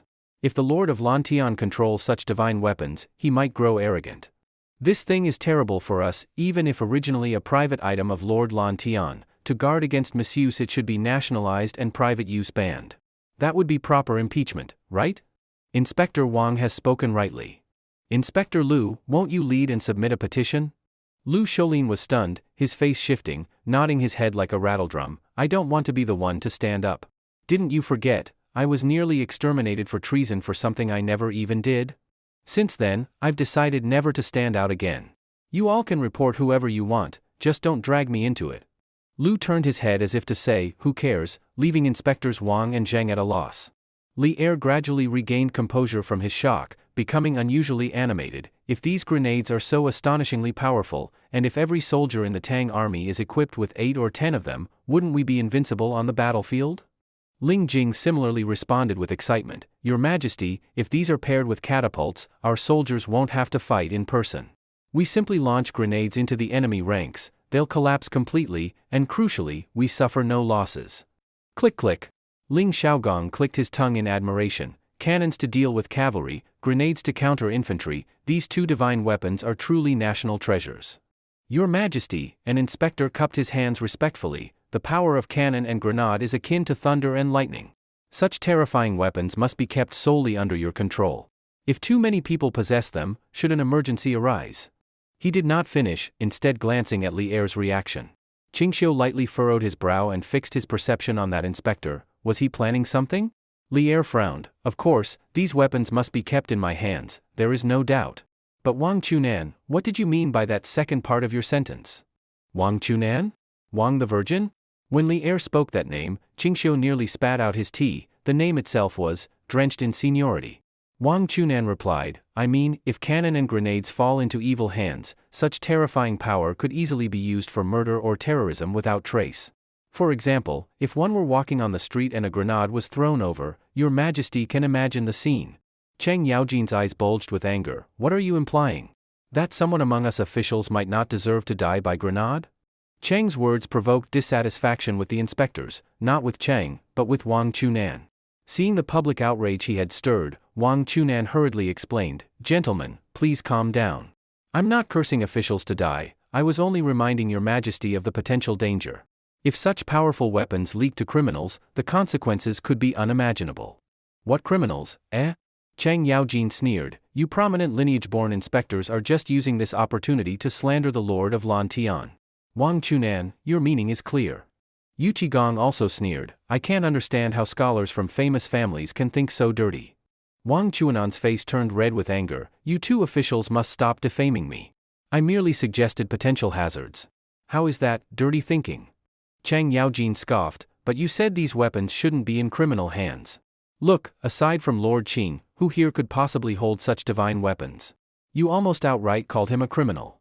Wang Qunan retorted angrily, Your Majesty, I impeach Cheng Yaojin for slandering me.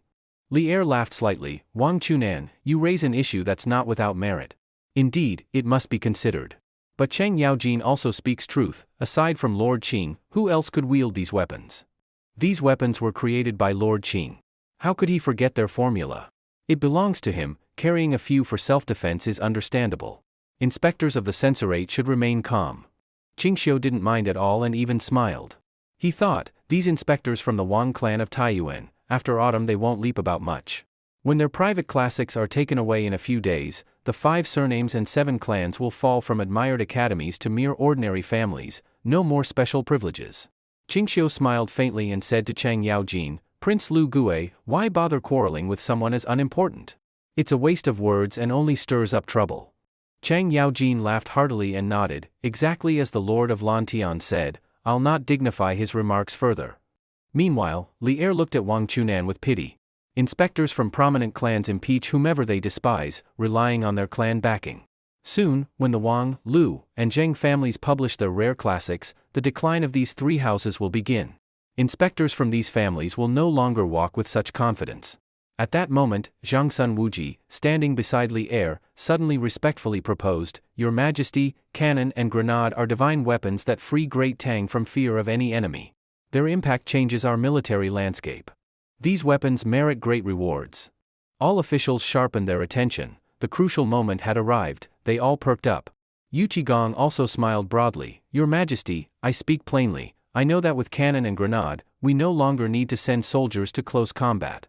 We'd shape battlefield outcomes from afar, greatly reducing casualties. Such merit certainly deserves high honors. Li Er's expression shifted, and he nodded with a smile. You speak correctly. The cannon and grenade are truly divine tools, with merits lasting millennia. From now on, our great Tang will stand undefeated. This is a greater achievement than forging fine steel, perhaps more so. He glanced at Qingxiu and said, since great awards are in order, not here in the wilderness, let us return to the Taiji Hall so I can draft an imperial decree to announce it to the world. All ministers nodded approvingly. Just as Li Er prepared to return to Taiji Hall, Qingxiu stepped forward and said, Your Majesty, we need not hurry. I still have one anti-cavalry formation to test. Li Er slapped his forehead and laughed. How forgetful I am. With cannon and grenade, I nearly forgot the troop formation. Ling Jing also became suddenly enthusiastic. He cared little about promotions, but tactics and formations were his obsession. His late-produced Wei Qing military treatise was later second only to Sun Tzu's Art of War among officers. Before anyone spoke, Ling Jing approached eagerly. Lord Qing, what formation did you mention? Do you have a diagram so I may view it? Qingxiu shook his head. There's no diagram. But I brought the specialized equipment for the formation, and my household guards have trained all day. They're very familiar with it. But, he paused, then said to Li Er, Your Majesty, the fewer who know about tactics and formations, the better. If I demonstrate it here and the information leaks to enemy states, once they figure out how to counter the formation, it's ruined. Li Er thought it over and agreed. They left behind a few generals, while others were sent back to Taiji Hall. After imposing martial law in the imperial gardens and sealing off the area, Li Er eagerly said, Lord Qing, the area is now under martial law. You may begin deploying your formation. Qingxiu nodded and said to Xuanzi not far away, set up the formation. Xuanzi hurriedly gathered over a dozen household guards and unloaded the shields and sharpened bamboo poles from the cart. The shields were wooden, wrapped in iron sheets, about 70 cun wide and about the height of a person. The bamboo poles were as thick as an arm, about 4 meters long, with sharp tips. Even well-versed Ling Jing was baffled by these shields. He tilted his head and asked, puzzled, Lord Qing, I have wielded a staff for over 30 years, but I've never seen shields this large before. These must weigh 40 or 50 lb, right? Chang Yaojin frowned. Such heavy shields could indeed fully protect the body from arrows, but a soldier wielding them would find movement difficult. On the battlefield he would tire quickly. And what about these bamboo sticks, what's their use? Other generals with good standing faced the emperor also looked on in doubt. Qingxiu did not rush to explain. Instead, he took a red flag embroidered with 7 or 8 stars and climbed a mound. Raising the flag, he shouted, Form up.